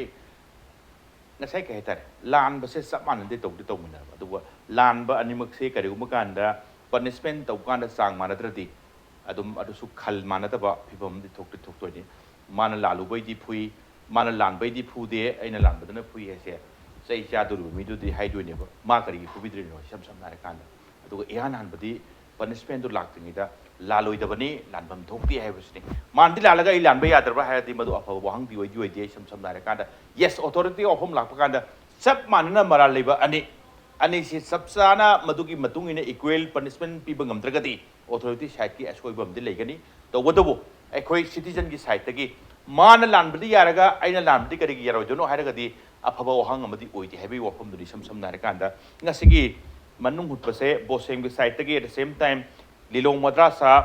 High School Lilong Higher Secondary Madrasa gi officer in charge haibatai ngang OCO biba oja sing kari sing yau binaba haijabani marudi thogdo thokpudo chapchan thengabani na kari gumba langla lanjing kharati phangba ngamgodra moina tamba pakhumdunu so hena mu viewer sing kari sing tana doini tawdu ngasi press conference kari gi khara matam khara khuyong san ba haibadagi leibadagi saruk yaba ngamdabi wafam dune aduga menona boja Brojen break lokuk tringi doja ai sai ta ki ten tak pa question ten tak na khambio ngarang hai se fixing to gona matam mang badagi ai khoi extra time pite phang de na hai bad sau badagi irang thopama na thagana mayam sing haina bada unfair min sinage habi khudong chaba pite badagi satra sing khara duna khujok oiba satra khara duna oja sing da sauba teacher community da saugi ani jikar man man ki khara nak pada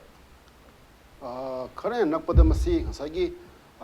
unfair min sinabada thingbagi haitare ko okay masi kum dai man bra na khanja I wakhalda adu sungarang ka kinataba nangai sum yaraktabagi loibanu minna kharena sausi kharena khudong jaba lawsi kharena yekai thugai tausi sinba yada boja singdo thomasi ka hebi wakholo madumati khanjadi okay asigi sab sab se lei ga harka andare fact finding committee mathau tani tijan mathau tani sam na harka anda sahi nokjarasu noriba sahi du gi matungina law land of the law no piriba yaba matungina madu ka haitare dandi phangan ba ozana soire ozagi su semtokpa aduga karaida mathang dadi karawaida koi semtokpa yagatagi do khangdokpuram mathau tani ai oja kenoda aina kenoda laksabase maroina break ki matung duri ai bruce toy laktu ni koi sam na kan bruce ta lakta bruce lakpase bruce break ki matung laksage se break ki matung da impact news ki manung na yengbi ba puna mokem pamda tuna pudun laksage impact news mi yeng ta dura lebio break ki matung na yengbi ba puna makpu amko na taram noksare bruce maroina hojikti kitang second round oda mina kitang precisely opinion thabiram tai maduri ngarang ki se fixing tawba matam manghan badu matam haptabadagi igene khanjaba satra singdo ningba kaibadagi thokpa irang ama natragana sinba yande board ki kari gi loina khamalei sinbadu yadramina saubagi exam do men padi pahudaba satra singda mase ngarang ki jaga tu ki wanataba pahudragadi pass it tawning dorm no pass tawning ba sti dum hongna sane tawdo padi padana pass taw ke khali wakhalo duri yam lan badi wakhalo ne sam naira kanda aduga men di target ama mayam di pass tawno ke dore ai su somehow song dabti yati pass ti tawda yati edune sam naira kanda ba chongna na ba pass tawna na ba mana sinage ne khalai ba magi technique mayam do thing akanda re ba saudi saung do ni sam naira kanda saudi saung definitely saung do ni bros karam bane nak na guess ni ngarang extra time hapte ha bi saw khusau ga natragana yam section bagi direct pa hokda ba satra na saung ning baduga natragana lai fa ba satra na akoi do extra time hapga di kharga ise dauni matam haptram ni na saung ning ba khusau tuga silandi habi khusau tuga ngarang se karam bane chuna guess ni khana nak na guess ni tasing na haibda yam masi punamaki horak famje akoi gi mark ta yam tina oriented oiba exam khaktang da oriented oiba akoi education system je masina horak masidagi horak panine ai di khanje ba okay pass ti tawda ba yade certificate tawda yade haiba aduga tawsu tawda ba yada ba akoi gi khunai sedi adubu how to pass the examination haibagi magi means to thirak matam tongana pambai se mayam sinarak pane sahi chupama nongami nung tabu laik pajaraga hing sel khang kanda yamna genuinely thajaba mahairoi mayam ma yauri ꯑꯗꯨꯒ ꯁꯣꯝꯗꯅ ꯑꯃꯨꯛ ꯂꯥꯏꯔꯤꯛ ꯁꯨꯡꯄꯥ ꯄꯥꯗ꯭ꯔꯁꯨ exam centre ꯅꯨꯡꯉꯥꯏꯔꯗꯤ ꯅꯠꯇ꯭ꯔꯒ ꯍꯨꯔꯥꯟ ꯂꯥꯂꯥꯗ note ꯈꯔ ꯇꯧꯔꯒ ꯃꯣꯕꯥꯏꯜꯗ ꯈꯔ ꯇꯧꯔꯀꯥꯟꯗ ꯄꯥꯁ ꯇꯧꯒꯦ ꯍꯥꯏꯕꯒꯤ ꯀꯣꯛꯇꯨꯗꯤ ꯀꯩꯗꯧꯅꯨꯡꯗ ꯃꯗꯨꯗ ꯑꯐꯕꯗꯤ ꯅꯠꯇꯦ ꯍꯥꯏꯅ ꯑꯩ ꯈꯟꯖꯩꯌꯦꯕ ꯑꯗꯨꯅ ꯉꯔꯥꯡ ꯊꯣꯛꯈꯤꯕ ꯊꯧꯗꯣꯛꯁꯤ ꯇꯁꯦꯡꯅ ꯑꯦꯛꯖꯥꯝ ꯐ꯭ꯔꯤꯁꯀꯤꯡ ꯇꯧꯕꯗ ꯃꯇꯝ ꯃꯥꯡꯍꯟꯗꯦ ꯍꯥꯏꯕꯒꯤ ꯋꯥꯍꯧꯗꯣ ꯂꯩꯇꯥꯔꯁꯨ ꯇꯁꯦꯡꯅ ꯃꯍꯩꯔꯣꯏ ꯃꯌꯥꯝꯅ ꯃꯗꯨꯗ ꯈꯤꯇꯪ ꯄꯦꯟꯗꯕ ꯅꯠꯇ꯭ꯔꯒ ꯁꯥꯎꯅꯤꯡꯕ ꯂꯩꯔꯁꯨ ꯑꯗꯨ ꯌꯥꯝ ꯀꯥ ꯍꯦꯟꯅ ꯚꯥꯏꯂꯦꯟꯠ ꯑꯣꯏꯔꯝꯃꯣꯏ ꯍꯥꯏꯕ ꯋꯥꯈꯜꯁꯦ ꯈꯜꯂꯦꯕ ꯑꯗꯨꯕꯨ ꯑꯗꯨ ꯌꯥꯝ ꯀꯥ ꯍꯦꯟꯅ ꯚꯥꯏꯂꯦꯟꯠ ꯑꯣꯏꯔꯒ ꯊꯣꯛꯈꯤꯕ ꯊꯧꯗꯣꯛꯇꯨꯗꯤ ꯇꯁꯦꯡꯅ ꯍꯥꯏꯕ ꯃꯇꯝꯗ ꯉꯁꯥꯏ ꯌꯥꯝꯅꯁꯨ ꯍꯥꯏꯕꯤꯕ ꯑꯣꯖꯥꯅꯁꯨ ꯍꯥꯏꯕꯤꯕ it is almost near to what to say restriction of using unfair means masida laigani haina ꯑꯗꯨ ꯇ꯭ꯔꯤꯒꯔ ꯇꯧꯔꯛꯄ yes yes ꯍꯥꯏꯗꯤ ꯊꯤꯡꯉꯦ ꯄꯨꯁꯤꯟꯕ ꯌꯥꯔꯣꯏ ꯍꯥꯏꯔꯕꯅꯤꯅ ꯁꯤꯂꯟꯗ꯭ꯔꯕꯅꯤꯅ ꯄꯨꯁꯤꯟꯕ ꯐꯪꯗ꯭ꯔꯕꯅꯤꯅ ꯑꯗꯨꯕꯨ ꯌꯥꯝꯕꯁꯤꯗ ꯍꯥꯏꯖꯅꯤꯡꯕꯁꯦ ꯂꯤꯂꯣꯡ ꯍꯥꯌꯔ ꯁꯦꯀꯦꯟꯗꯔꯤ ꯃദ്ꯔꯥꯁꯥꯒꯤ ꯃꯍꯩꯔꯣꯏ ꯈꯨꯗꯤꯡꯃꯛ ꯅꯠꯇꯦꯀꯣ ꯌꯥꯝꯕ ꯄꯥꯔꯇꯤꯀꯨꯂꯔꯂꯤ ꯈꯨꯖꯣꯛ ꯈꯔꯅ ꯁꯥꯎꯔꯛꯏꯗꯣ at least 50 to 100 ꯅ ꯁꯥꯎꯔꯛꯏꯗꯣ ꯃꯁꯤꯒꯤ ꯃꯔꯝꯁꯦ ꯑꯩꯈꯣꯏꯅ ꯌꯥꯝ ꯀꯨꯞꯅ ꯊꯤꯗꯣꯔꯒꯗꯤ ꯇꯁꯦꯡꯅ ꯍꯥꯏꯕ ꯑꯩꯅ ꯉꯁꯥꯏꯁꯨ ꯍꯥꯏꯖꯈꯤꯕ ꯈꯨꯟꯅꯥꯏꯁꯤꯗ ꯂꯩꯔꯤꯕ how to secure high marks ꯑꯗꯨꯒ ꯃꯗꯨꯒꯤ ꯀꯩ ꯍꯥꯏꯇꯥꯔꯦ ꯃꯗꯨꯒꯤ ꯒꯣꯜꯗꯣ ꯐꯪꯅꯕꯒꯤꯗꯃꯛꯇ ꯇꯣꯉꯥꯟ ꯃꯤꯟꯁ ꯑꯃ ꯊꯤꯔꯛꯄ ꯃꯗꯨꯗ ꯌꯥꯔꯛꯇꯕꯗꯒꯤ ꯈꯣꯏꯔꯥꯡ ꯈꯣꯏꯁꯥꯎꯅꯕ ꯃꯍꯩꯔꯣꯏ ꯃꯌꯥꯝꯅ ꯃꯣꯔꯦꯜ ꯃꯥꯡꯉꯛꯄꯒꯤ ꯆꯞ ꯆꯥꯕ ꯃꯦꯅꯤꯐꯦꯁꯇꯦꯁꯟꯗꯨꯅꯦꯕ ꯃꯁꯤ ꯑꯇꯣꯞꯄ ꯃꯐꯝꯗꯁꯨ ꯊꯣꯛꯂꯣꯏ ꯍꯥꯏꯅꯤꯡꯉꯥꯏ ꯂꯩꯇꯦꯕ ꯌꯦꯁ ꯑꯇꯣꯞꯄꯁꯨ ꯊꯣꯛꯂꯣꯏ ꯍꯥꯏꯅꯤꯡꯉꯥꯏ ꯂꯩꯇꯦ ꯆꯦꯛꯁꯤꯟ ꯃꯊꯧ ꯇꯥꯅꯤ ꯑꯗꯨꯒ at the same time ꯁꯥꯇ꯭ꯔ ꯍꯥꯏꯇꯥꯔꯦ ꯍꯧꯕꯗꯒꯤ ꯂꯣꯏꯅꯔꯛꯄ ꯑꯣꯖꯥꯁꯤꯡ ꯍꯥꯏꯕ ꯇꯥꯏ ꯑꯦꯛꯖꯥꯝ ꯊꯣꯛꯑꯀꯥꯟꯗ ꯑꯦꯛꯖꯥꯝ ꯁꯦꯟꯇꯔꯗ ꯆꯦꯛ ꯇꯧꯕ ꯂꯥꯛꯄ ꯑꯗꯨꯒ ꯐ꯭ꯂꯥꯏꯌꯤꯡ ꯁ꯭ꯀ꯭ꯋꯥꯗꯁꯤꯡꯒꯤ ꯀꯔꯤꯁꯤꯡꯒꯤ ꯔꯣꯜ ꯑꯃ ꯑꯗꯨꯒ ꯁ꯭ꯀꯨꯜꯗꯨꯗ ꯆꯍꯤ ꯆꯨꯞꯄ ꯊꯦꯡꯅꯔꯒ ꯂꯥꯛꯄ ꯑꯣꯖꯥꯁꯤꯡ ꯀꯔꯤꯁꯤꯡ ꯃꯗꯨꯒꯤ ꯔꯣꯜꯗꯨ ꯀꯌꯥꯝ ꯆꯥꯎꯒꯦꯗ ꯃꯔꯨꯑꯣꯏꯅ ꯃꯣꯏ ꯑꯗꯨꯝ ꯈꯪꯗꯣꯏꯅꯤ ꯑꯩꯅ ꯇꯝꯕꯤꯔꯤꯕ ꯁꯥꯇ꯭ꯔꯁꯦ ꯀꯌꯥꯝ ꯈꯪꯉꯦ ꯃꯥꯅ ꯃꯦꯇ꯭ꯔꯤꯛ ꯊꯥꯀꯥꯟꯗ ꯇꯁꯦꯡꯅ ꯃꯁꯥꯗ ꯌꯥꯎꯔꯤꯕ ꯑꯩꯅ ꯍꯥꯞꯈ꯭ꯔꯤꯕ ꯂꯧꯁꯤꯡ ꯒ꯭ꯌꯥꯟꯗꯨꯅ ꯏꯕ ꯉꯝꯗꯣꯔꯕ꯭ꯔꯥ ꯅꯠꯇ꯭ꯔꯒꯅ ꯀꯣꯏꯁꯟ ꯍꯌꯦꯡ ꯍꯪꯉꯛꯄ ꯀꯥꯟꯗ ꯑꯗꯨꯝ ꯏꯕ ꯄꯪꯉꯝꯃꯣꯏꯗꯕ ꯁꯥꯇ꯭ꯔꯁꯦ ꯑꯣꯖꯥꯁꯤꯡꯗꯨꯅ ꯈꯪꯕꯤꯔꯝꯒꯅꯤ ꯑꯗꯨꯅꯅꯤ ꯍꯧꯕꯗꯒꯤ ꯑꯦꯛꯖꯥꯝ ꯋꯥꯠꯂꯤꯉꯩꯗꯒꯤ ꯍꯦꯛ ꯍꯧꯔꯛꯄꯗꯒꯤ ꯈꯔ ꯇꯛꯈꯥꯏꯕꯤꯌꯨ ꯑꯗꯨꯋꯥꯏꯗꯨꯗ ꯑꯗꯨꯒ ꯇꯉꯥꯏ ꯐꯗꯕ ꯂꯩꯔꯗꯤ ꯄꯦꯔꯦꯟꯁꯇ ꯀꯩꯗ ꯄꯥꯎ ꯄꯤꯕꯤꯌꯨ ꯑꯗꯨꯒ ꯇꯁꯦꯡꯅ ꯈꯪꯗ꯭ꯔꯁꯨ ꯄꯥꯁꯇꯤ ꯇꯧꯗꯕ ꯌꯥꯗꯦ ꯍꯥꯏꯕꯁꯦ ꯀꯨꯏꯅ ꯆꯠꯅꯒꯗꯕ ꯑꯌꯥꯕ ꯑꯗꯨꯒꯨꯝꯕ ꯐꯤꯕꯝ ꯑꯣꯏꯗꯦ ꯍꯥꯏꯕꯅꯤ ꯕ꯭ꯔꯨꯁ ꯄꯦꯕꯝ ꯑꯃꯒꯅ ꯀꯩꯒꯨꯝꯕ ꯀꯥꯟꯗ ꯃꯅꯤꯄꯨꯔꯗ ꯑꯗꯨꯝ ꯍꯥꯏꯅꯕ ꯂꯩ ꯁꯝꯅ ꯍꯥꯏꯔꯀꯥꯟꯗ ꯑꯗꯨꯒ ꯃꯁꯤ ꯂꯩꯔꯤꯕ ꯑꯣꯖꯥꯁꯤꯡ ꯂꯩꯔꯤꯕ ꯀꯝꯃꯨꯅꯤꯇꯤ ꯖꯒꯥꯁꯤꯡꯗꯨꯒꯤ ꯂꯣꯀꯦꯁꯟꯁꯤꯡꯗꯨꯒꯤ ꯇꯥꯔꯀꯥꯟꯗ ꯀꯃꯥꯏꯅ ꯐꯤꯜ ꯇꯧꯗꯣꯏꯅꯣ ꯑꯗꯨꯗꯤ ꯑꯩ ꯆꯞ ꯆꯥꯅ ꯍꯥꯏꯕ ꯉꯝꯗ꯭ꯔꯤ ꯄ꯭ꯔꯦꯗꯤꯛ ꯇꯧꯕ ꯉꯝꯗꯦ ꯑꯃꯁꯨꯡ ꯂꯩꯅꯕ ꯋꯥꯐꯝꯅꯤꯅ ꯄꯨꯈꯠꯇꯕꯁꯨ ꯌꯥꯗꯕ ꯆꯤꯡꯗ ꯅꯠꯇ꯭ꯔꯒ ꯑꯔꯥꯞꯄꯗ ꯆꯤꯡꯗ ꯅꯠꯇ꯭ꯔꯒꯅ ꯑꯔꯥꯞꯄꯗ ꯊꯥꯔꯒꯗꯤ ꯆꯦꯟꯗꯅ ꯑꯗꯨꯝ ꯊꯥꯕ ꯑꯗꯨꯝ ꯃꯃꯥꯡꯗꯁꯨ ꯊꯦꯡꯅ ꯂꯥꯛꯈ꯭ꯔꯦ ꯍꯧꯖꯤꯛꯁꯨ ꯑꯗꯨꯒꯤ ꯑꯗꯨꯝ ꯇ꯭ꯔꯦꯟ ꯂꯩꯕ꯭ꯔꯥ ꯀꯔꯤꯒꯨꯝꯕ ꯀꯥꯟꯗ ꯌꯧꯕ ꯉꯝꯗꯕꯒꯤ ꯑꯔꯥꯞꯄꯗ ꯊꯣꯛꯄ ꯊꯧꯗꯣꯛ ꯃꯌꯣꯟꯗ ꯊꯣꯛꯄ ꯊꯧꯗꯣꯛ ꯈꯔꯗꯤ ꯈꯦꯠꯅꯅꯤ ꯃꯌꯣꯟꯗ ꯊꯣꯛꯄ ꯊꯧꯗꯣꯛꯇ ꯍꯦꯛ ꯌꯦꯡꯁꯤꯜꯍꯧꯗ꯭ꯔꯗꯤ ꯀꯔꯤ ꯌꯦꯡꯁꯤꯟꯗ꯭ꯔꯤꯅꯣ ꯍꯥꯏꯕ ꯑꯃꯁꯨ ꯂꯥꯛꯇꯣꯏꯅꯤ ꯈꯔ ꯂꯥꯞꯅ ꯊꯣꯛꯈ꯭ꯔꯒꯅ ꯂꯥꯞꯄꯤ ꯃꯇꯝ ꯈꯔ ꯆꯪꯉꯤ ꯑꯗꯨꯕꯨ ꯂꯥꯞꯈ꯭ꯔꯦꯅ ꯄꯪꯍꯨꯟ ꯍꯨꯟꯗꯣꯛꯄꯁꯨ ꯌꯥꯔꯣꯏꯗꯣꯏꯅꯤ ꯆꯤꯡꯗ ꯈꯔ ꯀꯣꯝꯕ ꯑꯔꯥꯞꯄꯗꯅ ꯈꯔ ꯀꯣꯝꯕ ꯏꯝꯐꯥꯜꯗꯅ ꯌꯥꯝ ꯆꯦꯛꯁꯤꯟꯕ ꯊꯥꯏꯅꯗꯒꯤ ꯑꯗꯨꯝ ꯆꯠꯅꯔꯛꯏ ꯍꯧꯖꯤꯛꯁꯨ ꯑꯗꯨꯝ ꯆꯠꯅꯔꯒ ꯂꯩꯔꯤꯕ꯭ꯔꯥ ꯃꯁꯤꯒꯤ ꯃꯇꯥꯡꯁꯦ ꯀꯔꯤ ꯏꯚꯟ AMSUꯒꯤꯁꯨ HRD ꯍ꯭ꯌꯨꯃꯦꯟ ꯔꯤꯁꯣꯔꯁ ꯗꯦꯕꯂꯞꯃꯦꯟꯒꯤ ꯁꯦꯀ꯭ꯔꯦꯇꯔꯤ ꯑꯣꯏꯕꯤꯕꯅꯤꯅ ꯀꯔꯤ ꯑꯥꯏꯗꯤꯌꯥ ꯀꯔꯤ ꯑꯣꯄꯤꯅꯤꯌꯟ ꯂꯩꯒꯦ ꯌꯥꯝꯕ ꯇꯁꯦꯡꯅ ꯍꯥꯏꯅꯕ ꯃꯇꯝꯗ the voice of the people is the voice of God in a democracy ꯅ ꯃꯤꯌꯥꯝꯅ ꯍꯥꯏꯅꯕꯁꯤ ꯇꯁꯦꯡꯅ ꯈꯔꯗꯤ ꯑꯗꯨꯝ ꯆꯨꯝꯃꯕꯅꯦ ꯑꯗꯨꯅ ꯂꯩꯁꯥꯡꯁꯤꯅ ꯉꯁꯤ ꯍꯦꯛ ꯃꯅꯤꯄꯨꯔꯗ ꯕꯣꯠ ꯂꯥꯛꯈꯤꯕꯗꯒꯤ ꯅꯠꯇ꯭ꯔꯀꯥꯟꯗꯅ ꯀꯥꯎꯟꯁꯤꯜ ꯂꯤꯡꯈꯠꯂꯛꯇꯒꯤ ꯍꯧꯅ SSLC ꯑꯃꯗꯤ ꯍꯥꯌꯔ ꯁꯦꯀꯦꯟꯗꯔꯤ ꯑꯦꯛꯖꯥꯃꯤꯅꯦꯁꯟ ꯊꯥꯕꯁꯤꯡꯁꯤꯗ ꯑꯩꯈꯣꯏꯒꯤ ꯆꯤꯡꯒꯤ ꯑꯦꯔꯤꯌꯥ ꯈꯔ ꯅꯠꯇ꯭ꯔꯀꯥꯟꯗ ꯇꯝꯄꯥꯛꯀꯤ ꯈꯨꯗꯤꯡꯃꯛ ꯍꯥꯏꯕ ꯅꯠꯇꯦꯀꯣ ꯌꯥꯝꯕ ꯃꯁꯤꯗ ꯈꯔ ꯀꯣꯝꯊꯣꯛꯏ ꯅꯠꯇ꯭ꯔꯀꯥꯟꯗ ꯑꯟꯐꯤꯌꯔ ꯃꯤꯟꯁ ꯁꯤꯖꯤꯟꯅꯕ ꯃꯇꯝꯗ ꯈꯤꯇꯪ ꯀꯩ ꯍꯥꯏꯇꯥꯔꯦ ꯁꯥꯇ꯭ꯔ ꯃꯌꯥꯝꯗ ꯐꯥꯕ ꯉꯝꯗꯦ ꯈꯣꯠꯇꯦ ꯍꯥꯏꯕꯁꯤꯗꯤ ꯃꯁꯤꯗꯤ ꯆꯨꯝꯃꯦ ꯍꯥꯏꯅ ꯑꯩꯈꯣꯏ ꯃꯍꯩꯔꯣꯏ ꯂꯨꯞ ꯑꯃ ꯑꯣꯏꯅꯁꯨ ꯂꯧꯖꯒꯦ ꯍꯥꯏꯕ ꯇꯥꯔꯦ ꯑꯗꯨꯕꯨ ꯃꯁꯤ ꯄꯨꯝꯅꯃꯛꯁꯤ ꯑꯩꯈꯣꯏꯅ ꯁ꯭ꯇ꯭ꯔꯒꯜ ꯇꯧꯔꯀꯥꯟꯗ ꯍꯥꯎ ꯇꯨ ꯑꯣꯚꯔꯀꯝ ꯁꯨꯃꯥꯏꯅ ꯃꯦꯜ ꯄ꯭ꯔꯦꯛꯇꯤꯁ ꯃꯌꯥꯝꯁꯤ ꯀꯃꯥꯏꯅ ꯑꯣꯚꯔꯀꯝ ꯇꯧꯔꯀꯥꯟꯗ ꯑꯩꯈꯣꯏꯒꯤ ꯃꯇꯤꯡ ꯂꯩꯕ ꯌꯥꯝꯅ क्वालिटी ꯂꯩꯕ एजुकेशन सेक्टर अमा ओहनगदगे हाइबसिना अखोय खुदिमकी पांदमने हाइबा तारे अदुना अहाकना हाइजनिंगबदी तसेंगना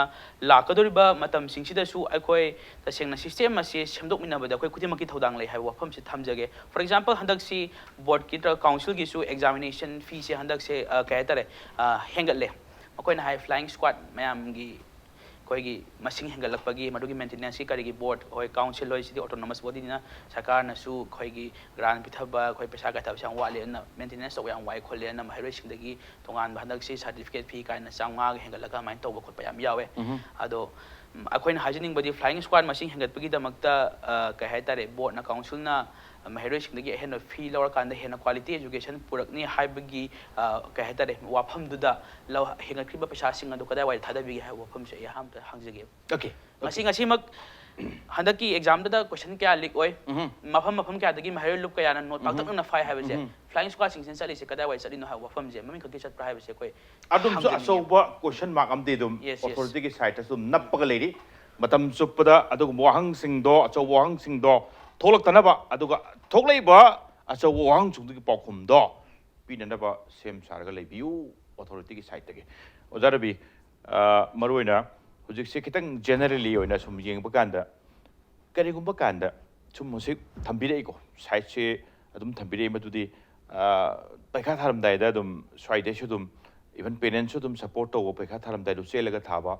ada lektana chadana thaba arapada khatang chingda kaida arapa sing tapak ta arapa chingda loinabak nate khara di dum target ti oiba male swaida karigumba kanda moi di chelaga thai moi dum pass torokani ana ai su pa tabdi khangde pass ti tok ya di haibagi haidi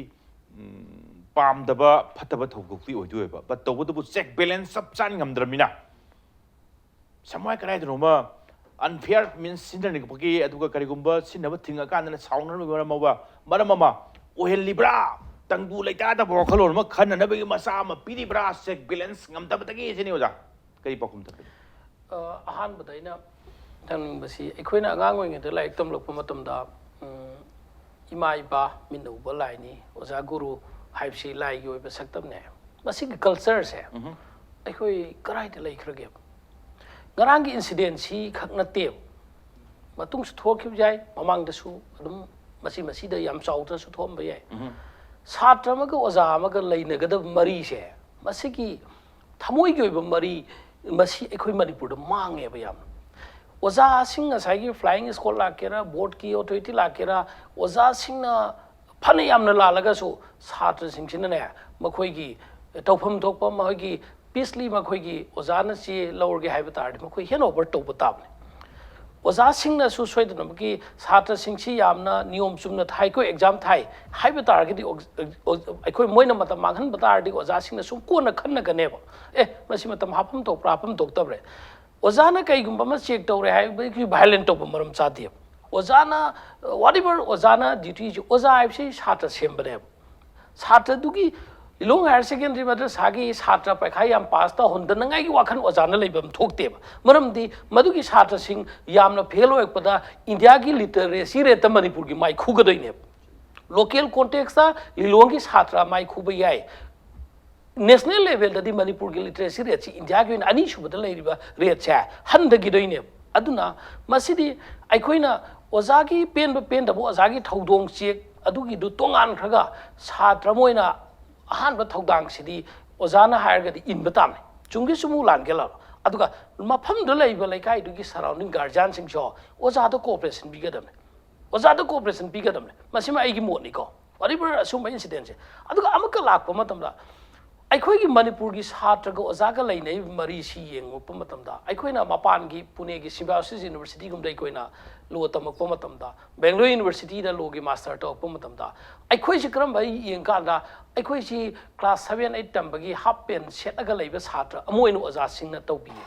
ꯑꯩꯈꯣꯏꯅꯁꯨ ꯃꯗꯨꯗꯤ ꯌꯥꯝ ꯀꯤꯅ ꯇꯧꯋꯦ ꯑꯩꯈꯣꯏꯒꯤ ꯗꯤꯒ꯭ꯔꯤꯗꯤ ꯃꯥꯁꯇꯔꯅꯤ ꯇꯧꯔꯤꯗꯣ ꯍꯤꯔꯝ ꯑꯃꯃꯝꯗ ꯑꯗꯨꯕꯨ ꯃꯐꯝꯗꯣ ꯀꯣꯂꯦꯖ ꯌꯨꯅꯤꯚꯔꯁꯤꯇꯤꯗꯨꯗ ꯑꯩꯈꯣꯏ ꯁꯥꯇ꯭ꯔ ꯌꯨꯅꯤꯌꯟꯒ ꯂꯩꯍꯟꯕ ꯌꯥꯗꯦꯕ oza head of the university gi sina din sina class amma miss oi brain ma round chang la kane oza me absent oi matam da madu explanation call tawe sarkar gi university da ni ko hai je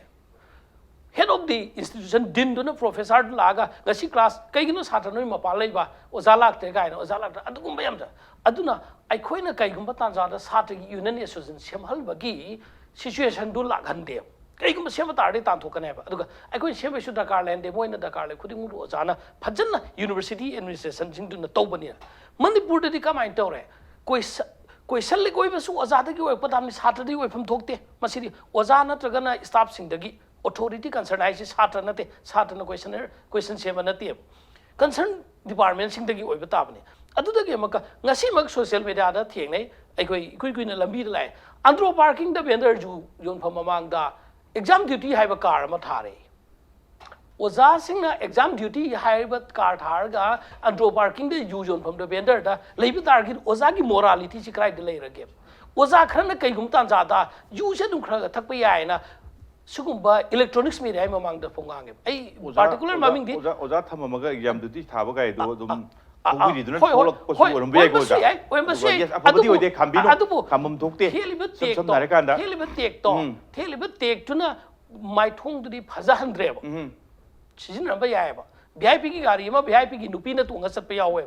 VIP नत्ता VIP शारगा अदमाइन ओएम बस याई अदुबु take टुदी एको banner टुदी लोग थोक पिगदम नेबा exam हाइबा की value दो अदुदी लहन गदम नेबा एको मणिपुर ददी सुमाइना एको की छात्र को अजागा की छात्र सिंह सिचु डिसिप्लिन मरी दो दुगी बते थाना रम बदु सुमाइ सुम मांग रे अदुना करेमु कांदा थमोय दगी हाइबते थबक खरा सिंग करि सिंग थमोय दगी थोलक प मथौ तारी हाइबदी लाइरिक तंबसु थमोय योंना तंबा ओजा छात्र की मरी दुसु थमोय दले नब मरी अदुई मरी दो ngasi kaida leram tardi ngarangi thodok to thuknge mara moidi habi wafamni aduga tentak na oza amtang ngarangi thodok to kariguma kanda oza ngasai panbiri surrounding akoi weda lebiri ba local khar di join leni yum ta ba khop khara ngarang uri simarona khara na haibada school gi exam second floor de ke degi langdarak pa hore bench sing kari sing deck sing langdarak pa hore hare somna kandagi compound mapanda kanna muknaba police ka kanna muknabam sul control to bungam da crowd to ngachai gi out number oiramina sangsal le ato ai tu ne koina surrounding gi ato ai gi area de lebiri ba yum kai sing kari sing aduga satra pokpi ba hebtai satra ngarang paikha tha ba du ki khak nataba satra pokpi ri ba satra gi parents sing kari sing gi good citizen amo oibagi good ngasai gi surrounding local amo oibagi responsible lobi ramagati ngarang gi thogdok to jaro bi thon trasu ya bra sini madu ai hai ge khan bada yaw pane ngasai gi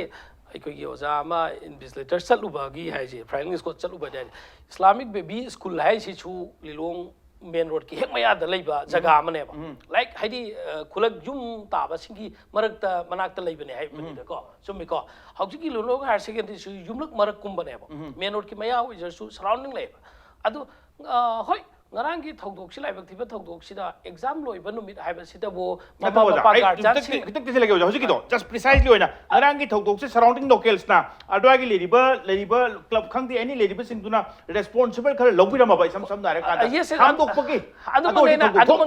adu mangne lake kan jai se haidi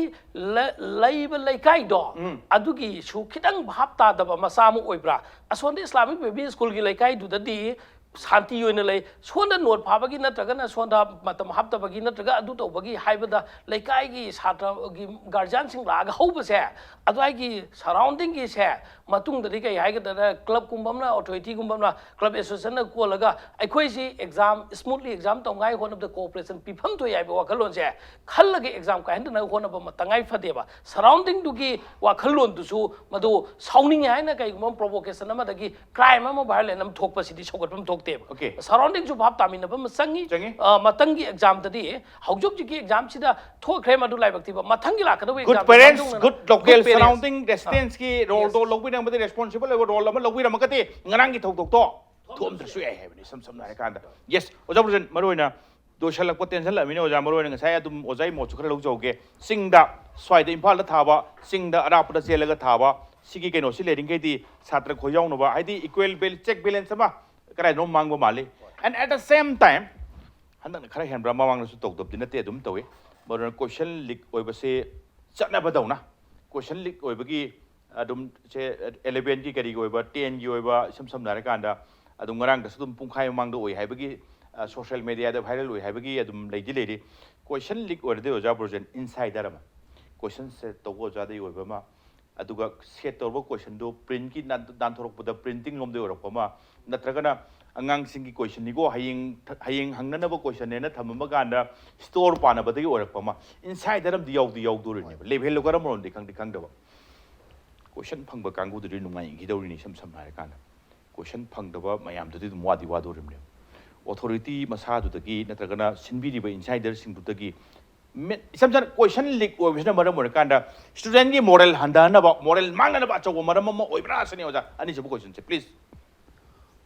ꯖꯤꯒꯤ ꯀꯣꯏꯁꯟ ꯂꯤꯛ ꯑꯣꯏꯕ ꯍꯥꯏꯕꯁꯦ ꯀꯣꯏꯁꯟ ꯂꯤꯛ ꯑꯣꯏꯕ ꯍꯥꯏꯕꯁꯤ ꯃꯁꯤ ꯃꯁꯥꯒꯤ ꯑꯣꯏꯖꯕ ꯈꯛꯇꯪ ꯊꯤꯕ ꯍꯥꯏꯇꯥꯔꯦꯀꯣ ꯃꯁꯥꯒꯤ ꯃꯌꯥꯝꯒꯤ ꯈꯨꯟꯅꯥꯏꯒꯤ ꯈꯟꯗꯕ ꯑꯩ ꯈꯛꯇꯒꯤ ꯈꯟꯕ ꯑꯗꯨꯒꯨꯝꯕ ꯏꯟꯁꯥꯏꯗꯗꯤ ꯑꯣꯏꯔꯦ ꯀꯣ ꯀꯔꯝꯕ ꯏꯟꯁꯥꯏꯗꯔꯅꯣ ꯈꯪꯗ꯭ꯔꯦ ꯏꯟꯁꯥꯏꯗꯗꯤ ꯑꯣꯏꯔꯦ ꯇꯧꯕꯗꯣ ꯃꯁꯥꯒꯤ ꯈꯨꯗꯣꯡꯆꯥꯕ ꯊꯤꯕ ꯃꯌꯥꯝꯒꯤ ꯈꯨꯟꯅꯥꯏꯁꯤꯒꯤ ꯈꯟꯗꯕ ꯍꯥꯏꯇꯥꯔꯦ ꯑꯩ ꯉꯁꯤ ꯇꯧꯔꯤꯕ ꯊꯕꯛꯁꯤꯗ ꯃꯁꯤ ꯑꯩꯒꯤ ꯈꯨꯗꯣꯡꯆꯥꯕ ꯈꯔ ꯐꯪꯉꯒ ꯂꯣꯏꯔꯦ ꯁꯤꯁꯤꯅ ꯍꯌꯦꯡ ꯇꯨꯡꯗ ꯀꯔꯤ ꯑꯣꯏꯔꯛꯀꯗꯒꯦ ꯍꯥꯏꯕꯗꯤ ꯈꯟꯕ ꯉꯝꯗꯕ ꯑꯗꯨꯒꯨꯝꯕ ꯃꯤꯅ ꯇꯧꯕꯅꯦꯅ ꯈꯜꯂꯦ ꯑꯩꯁꯨ Okay, yes, aduga yes, aduga miduna oire. Hoi. But oira amnina. Ah. Satra ki moral dati kayam son ges kayam impact negative impact pigis. ꯀꯣ ꯁꯤ ꯍꯧꯖꯤꯛꯀꯤ ꯀꯣꯏꯁꯟꯁꯤ ꯂꯤꯛ ꯑꯣꯏꯔꯦ ꯈꯜꯂꯣ ꯂꯤꯛ ꯑꯣꯏꯕ ꯃꯇꯝꯗ ꯑꯣꯖꯥ ꯍꯟꯗꯛꯀꯤ ꯃꯍꯩꯔꯣꯏꯁꯤꯡꯅ ꯀꯣꯏꯁꯟꯁꯤ ꯁꯝ ꯃꯤꯅꯤꯠ 35 ꯅꯠꯇ꯭ꯔꯒ ꯄꯨꯡꯈꯥꯏꯒꯤ ꯃꯃꯥꯡꯗ ꯐꯪꯉꯦ ꯈꯜꯂꯣ ꯃꯣꯏ ꯀꯣꯏꯁꯟꯁꯦ ꯐꯖꯅ ꯃꯌꯨꯝꯗꯒꯤ ꯀꯩꯅꯣꯗꯒꯤ ꯍꯣꯠꯅꯔꯒ ꯅꯠꯇ꯭ꯔꯒꯅ ꯃꯗꯨ ꯁꯤꯜꯂꯒ ꯑꯣꯏꯔꯁꯨ ꯃꯗꯨ ꯄꯨꯁꯟꯅꯕ ꯍꯣꯔꯦꯟ ꯉꯁꯥꯏꯒꯤ ꯄꯣꯠꯇꯣ ꯂꯩꯔꯕꯅꯤꯅ ꯍꯥꯏꯇꯥꯔꯦꯀꯣ ꯐꯨꯜ ꯐꯪꯅꯕ ꯍꯣꯠꯅꯔꯛꯑꯅꯦꯕ ꯍꯥꯏꯔꯤꯕ ꯁꯥꯇ꯭ꯔꯁꯤꯅ ꯅꯦꯛꯁ ꯃꯊꯪ ꯃꯥꯅ ꯀ꯭ꯂꯥꯁ ꯍꯟꯗꯛ 10 ꯊꯥꯈ꯭ꯔꯦ 11 ꯀꯥꯔꯛꯑꯅꯤ 11 ꯀꯥꯕ ꯃꯥꯅ ꯍꯟꯗꯛꯀꯤ 10 ꯑꯃꯨꯛ ꯃꯊꯪꯒꯤ 10 ꯊꯥꯔꯛꯀꯗꯕ ꯑꯉꯥꯡꯁꯤꯡꯗ ꯃꯥꯒꯤ ꯂꯩꯔꯤꯕ ꯃꯅꯥꯎꯄꯥ ꯃꯆꯟꯅꯨꯄꯤ ꯃꯈꯥ ꯊꯥꯕ ꯖꯨꯅꯤꯌꯔ ꯍꯥꯏꯇꯥꯔꯦꯀꯣ ꯑꯗꯨꯗ ꯂꯝꯕꯤꯁꯦ ꯇꯥꯛꯑꯝꯒꯅꯦꯕ ꯉꯁꯥꯏꯒꯤ ꯃꯥꯒꯤꯗ ꯅꯨꯡꯉꯥꯏꯈꯤꯕ ꯑꯗꯨꯃꯥꯏꯅ ꯑꯉꯥꯡꯁꯤꯡꯗꯨꯁꯨ ꯅꯨꯡꯉꯥꯏꯅꯕ ꯍꯥꯏꯇꯥꯔꯦ lambi fatabda lambi oidoriba samnare kana aduga pass oina yam wandi pajaba adum pass tu togdoba adum fajana good number phanga pass tu togdi togdoba manum khandoi aikoina maswaida ahing minchen khangdana padi paba yes paba result tu di paraga tharak pa tu ki hena phaba result amta leitram sam samnare kana togdu wakan tu ti sungpa padabam su aiga sab manan pass tor kadoi haibama adum haidi yamna moral si yam disturb to wai ta aduna authority ki side ki yam section dau se question leak oibasima yanana aina mi chaigi di sa phabam change do sam samnare kana somda board na kaina semba question do hoi chap chana thidi karai de tholo pono karai oiba jala oib taseng oiba jala thiba ni mathau tari tawado question leak oibagi wari ma question leak oibagi kari ga afa pun mayam thomna oire haibam di kang doine ba insider ni chena de se atopona wan ya pote madugi business to yaw do mi na haijal ga question leak oyab jan te sam samnare kana aduna masina maram ora kana tholi ba no do aduga isa phabam change do aduna question leak oiringai ti maswai sisu semdokpa ya adum semdokpa da kai tare matam khra changba haiba tai aduga maroina satra singda in thaji do message di asigumba phataba thodok sing sidi yeng chukjang changbiru ni sam samnare kana ꯐꯠꯇꯕ ꯄꯥꯝꯕꯩ ꯑꯃꯒ ꯑꯐꯕ ꯄꯥꯝꯕꯩ ꯑꯃꯒ ꯐꯠꯇꯕ ꯄꯥꯝꯕꯩ ꯁꯤꯟꯅꯕꯗꯣ yes ꯃꯤꯅꯗꯤ ꯃꯥꯁꯨ ꯇꯧꯔꯦ ꯍꯥꯏꯕꯗ ꯈꯟꯈꯤꯕꯗꯤ ꯌꯥꯏꯕ ꯍꯌꯦꯡ ꯃꯅꯨꯡ ꯆꯪꯁꯟꯅ ꯇꯦꯁ ꯇꯧꯔꯛꯄ ꯀꯥꯟꯗꯅꯦ ꯐꯅ ꯂꯥꯛꯄ ꯃꯤꯗꯣ ꯑꯗꯨ ꯈꯛꯇꯅꯤ ꯃꯔꯨꯑꯣꯏꯅ ꯃꯥꯏ ꯄꯥꯛꯇꯣꯔꯤꯕ ꯑꯗꯨꯒ ꯃꯥꯕꯨꯅꯤ ꯏꯁꯣꯔꯅ ꯌꯥꯗꯣꯏꯁꯨ ꯂꯥꯏ ꯊꯥꯖꯕꯤꯔꯝꯒꯅꯦꯅ ꯈꯜꯂꯤ ꯑꯇꯣꯞ ꯑꯇꯣꯞꯄ ꯙꯔꯃꯗ ꯑꯇꯣꯞ ꯔꯤꯂꯤꯖꯟ ꯂꯩꯕꯤꯔꯁꯨ ꯒꯣꯗꯇꯤ ꯁꯣꯏꯅ ꯊꯥꯖꯕꯤꯔꯝꯒꯅꯦꯕ ꯑꯗꯨꯅ ꯏꯁꯣꯔꯅ ꯌꯥꯕ ꯊꯕꯛ ꯇꯧꯕꯁꯦ ꯄꯨꯛꯅꯤꯡ ꯁꯥꯟꯇꯤ ꯐꯪꯕ ꯈ꯭ꯋꯥꯏꯗꯒꯤ ꯅꯨꯡꯉꯥꯏꯕ ꯂꯝꯕꯤꯅꯤ ꯑꯩꯅ ꯉꯁꯤ ꯑꯟꯐꯤꯌꯥꯔ ꯃꯤꯟꯁꯤꯟꯅꯔꯒ ꯄꯥꯁ ꯇꯧꯕꯁꯦ ꯅꯣꯡꯃꯗꯤ ꯁꯨꯡꯁꯣꯏ ꯁꯣꯏꯗꯅ ꯔꯤꯒ꯭ꯔꯦꯠ ꯇꯧꯔꯛꯈꯤꯅꯤ ꯑꯗꯨꯒ ꯑꯩꯅ ꯍꯥꯏꯖꯗꯧꯅ ꯑꯣꯖꯥꯗꯒ ꯉꯥꯛ ꯁꯥꯎꯅꯤꯡꯕꯗꯒꯤ ꯈꯨꯠꯅꯒ ꯊꯥꯔꯨꯕ ꯁ꯭ꯀꯨꯜꯒ ꯃꯥꯡ ꯇꯥꯛꯎꯕꯗꯣ ꯍꯌꯦꯡ ꯀ꯭ꯂꯥꯁ 10ꯁꯤ ꯃꯊꯪ ꯍꯟꯗꯛ ꯄꯥꯁ ꯇꯧꯔ ꯃꯊꯪ ꯄꯥꯁ ꯇꯧꯔ ꯃꯇꯝ ꯈꯔꯒꯤ ꯃꯇꯨꯡꯗ ꯄꯥꯁ ꯇꯧꯔꯛꯀꯅꯤ ꯏꯚꯟ ꯄꯥꯁ ꯇꯧꯗ꯭ꯔꯛꯄꯗ ꯑꯍꯟ ꯑꯣꯏꯔꯀꯥꯟꯗꯀꯣ ꯑꯩꯅ ꯇꯝꯖꯔꯝꯕ ꯁ꯭ꯀꯨꯜ ꯑꯩꯅ ꯇꯝꯖꯔꯝꯕ ꯁ꯭ꯀꯨꯜꯁꯤꯡꯗꯨꯒꯤ ꯕꯤꯜꯗꯤꯡ ꯑꯩꯅ ꯐꯝꯖꯔꯕ ꯁ꯭ꯀꯨꯜꯁꯤꯡꯗꯨꯒꯤ ꯗꯦꯛꯁ ꯕꯦꯟꯁꯤꯡ ꯑꯩꯅ ꯇꯝꯖꯔꯝꯕ ꯁ꯭ꯀꯨꯜꯗꯨꯗ ꯑꯣꯖꯥꯁꯤꯡꯗꯣ ꯈꯤꯇꯪ ꯍꯌꯦꯡ ꯊꯩꯗꯣꯛꯂꯀꯥꯟꯗ ꯀꯨꯏꯔꯀꯥꯟꯗ ꯑꯝꯇꯪ ꯌꯦꯡꯉꯣꯕꯀꯣ ꯃꯤꯠꯇꯩ ꯄꯤ ꯇꯥꯔꯛꯀꯅꯤ ꯑꯗꯨꯅ ꯂꯩꯅꯔꯤꯉꯩꯗ ꯍꯣꯠꯅꯔꯤꯉꯩꯗ ꯇꯝꯕꯤꯔꯤꯉꯩ ꯇꯥꯛꯄꯤꯔꯤꯉꯩꯗ ꯐꯖꯅ ꯂꯣꯏꯅꯕꯁꯦ ꯁꯤꯗꯒꯤ ꯍꯦꯟꯅ ꯑꯐꯕ ꯂꯩꯇꯦ ꯕ꯭ꯔꯨꯁ ꯂꯣꯏꯁꯜꯂꯕꯅꯦ ꯑꯗꯨꯕꯨ ꯑꯩꯅ ꯂꯥꯁ ꯐꯥꯏꯅꯦꯜ ꯀꯩꯅꯣ ꯍꯥꯏꯕ ꯇꯥꯏ ꯃꯤꯅꯤꯠ ꯑꯃꯃꯝꯇꯪ ꯂꯧꯖꯒꯦ ꯃꯔꯨꯑꯣꯏꯅ ꯚꯥꯏꯑꯣꯂꯦꯟꯁ ꯑꯦꯛꯖꯥꯝ ꯁꯦꯟꯇꯔ ꯑꯗꯨꯒ ꯃꯦꯟ ꯑꯣꯏꯅ message to the student community ꯂꯣꯏꯁꯜꯂꯛꯄꯒꯤ ꯐꯥꯏꯅꯦꯜ ꯔꯤꯃꯥꯔꯛ ꯑꯣꯏꯅ ꯀꯔꯤ ꯍꯥꯏꯕꯤꯅꯤꯡꯒꯦ ꯖꯁ तसेंगना अखोइना हाजनिंगबसी अखोइगी मचा फत्रदि ममा मपा ताइनै हाइदना ngasi mahiroi mayamna kai haitare moral mangzelaइबा अदुगा अखोइगी एजुकेशन सिस्टम असिदा करप्शन की काइगी mayam ama thole singse अखोइ ममा मपा बेसिंग अदुगा पालिबा लेंगा कसना फुल रेस्पोंसिबिलिटी लौगदबनी अना mahiroi singsina अखोइगी अचुंबा लंबीदा चटलकांदा अखोइगी moral value खंगना लारिकसु लाइसुसु पुना तुना अखोइगी चटलकांदा अखोइगी oppressed people namthaबिदबा ngasi मग सोवासे थें कया खंग मणिपुर मियामजे अमुक्तंगदी चिंखटलकांदा मतिंग लेबा मणिपुरी खुनाय अमु ओइनाबिदमंगता अखोइ नत पांबै सिनबा तोक्सी अफा वखल खनसी अफा सिजाक सासी दुगा पुनमक अखोइ इमालबा किदमंगता यामना थौना लेने लेमिनसे वफम से थमजरी Ozarabe 1 minute 2 minutes just final remarks on ngasi gi topic hoi hojik anova development da अखोइ 5-star school ga jet yoga agreement janare ga ina haiba aduga school hojiki osi dumangna education director gida application thadna damage sauki khot ki badui matang complaint tawba adugi development information ama phangi sina tungan khraga ngasi phawbada अखोइ exam mahut silame haiba mi am ta pharga dandi pi ki besi ai ta da brain khale so far ai sahi kya si manungda section 419 Indian Penal Code 420 lady Indian Penal Code 419 sina sahi ahum phawba dandi pi bi fine chu to bi 420 sina sahi target phawba sumai pi ga ni ga lady कनागुंबा me अमगी महूत exam थारम बसे Koyna तुमिने exam थारम बे महूत तान थोएगा तोकपनदी halakani khande बहुत की matang duno ko area ma lebse sichu matam sana ngasi topic sai pusalo bani masichu dandi pianing aduga sugumba thogdok si thok tangai damakta sapsana aikoi ge inquiry tauba plus aduga CCTV footage da su yengaga mara lebe singdu matung tawtana ngai maduma su sarkar na losol aduga aroi boy nai na haijaning indi ai ge Bruce na su sonda oza sing na sai bada state sarkar na school fagat an jaiba mission da mana hadak chaluba mafam duda school fagat ala siko na koi sai maga imphal yaw khri kwanda madugi oza ahum leib ani transfer to thoe gaina hi hek media da haik pa se yam ikai ngai ni yam attention ma pihan ningi actually planning with some dai ko jabutin last final remarks just 1 minute koye mahiroi sing haibase koi khonai si yumbi ne ba ko haiba mahiroi sing sina mahagi education gi line si da haitare yamna pukchel sengna yamna innocent oina haitare mana tamjari ba mahi je mapung pha bo oina na ba koyi pekha orasu amu orasu yamna mayek seng sat khina ba haitare quran ti tawdana quran gi tarani mapugi no ma haidana ngasi quran gra su means ngasi nataba mai sina ga exam je pass to gi bo oi tara ga su madu ya da ba tanja ba lakane ba ye madama long na tara kane ba ko adu ta dana ba hauji hauna angang wori ga hauna masa masa gi education system na mana tabi mai da mayek sengna hairaga haire haidragan haina bo honaraga tungda fa ba mi ma mo oiba singamna bo hona biro sini thamjani se exam na ta pa ma ji su ji na biranu hoji ngamna ba pa biro matam lari ngai da matam chana waza jing masan tak piro adigi laingak sina su kai gino dokhat pa yaba angang singi haidi exam da no to khatang silaga education je phar kani haibadi leite ba means amadi oeba adubo atopa means payam leiba mayam do puthok minaraga angang singi batung da no tawdana ba an fair means sina dana ba koi mayam puno hona minani education gi nai phada to sam nare kan laira ba khoi gi mai pa parents sing duna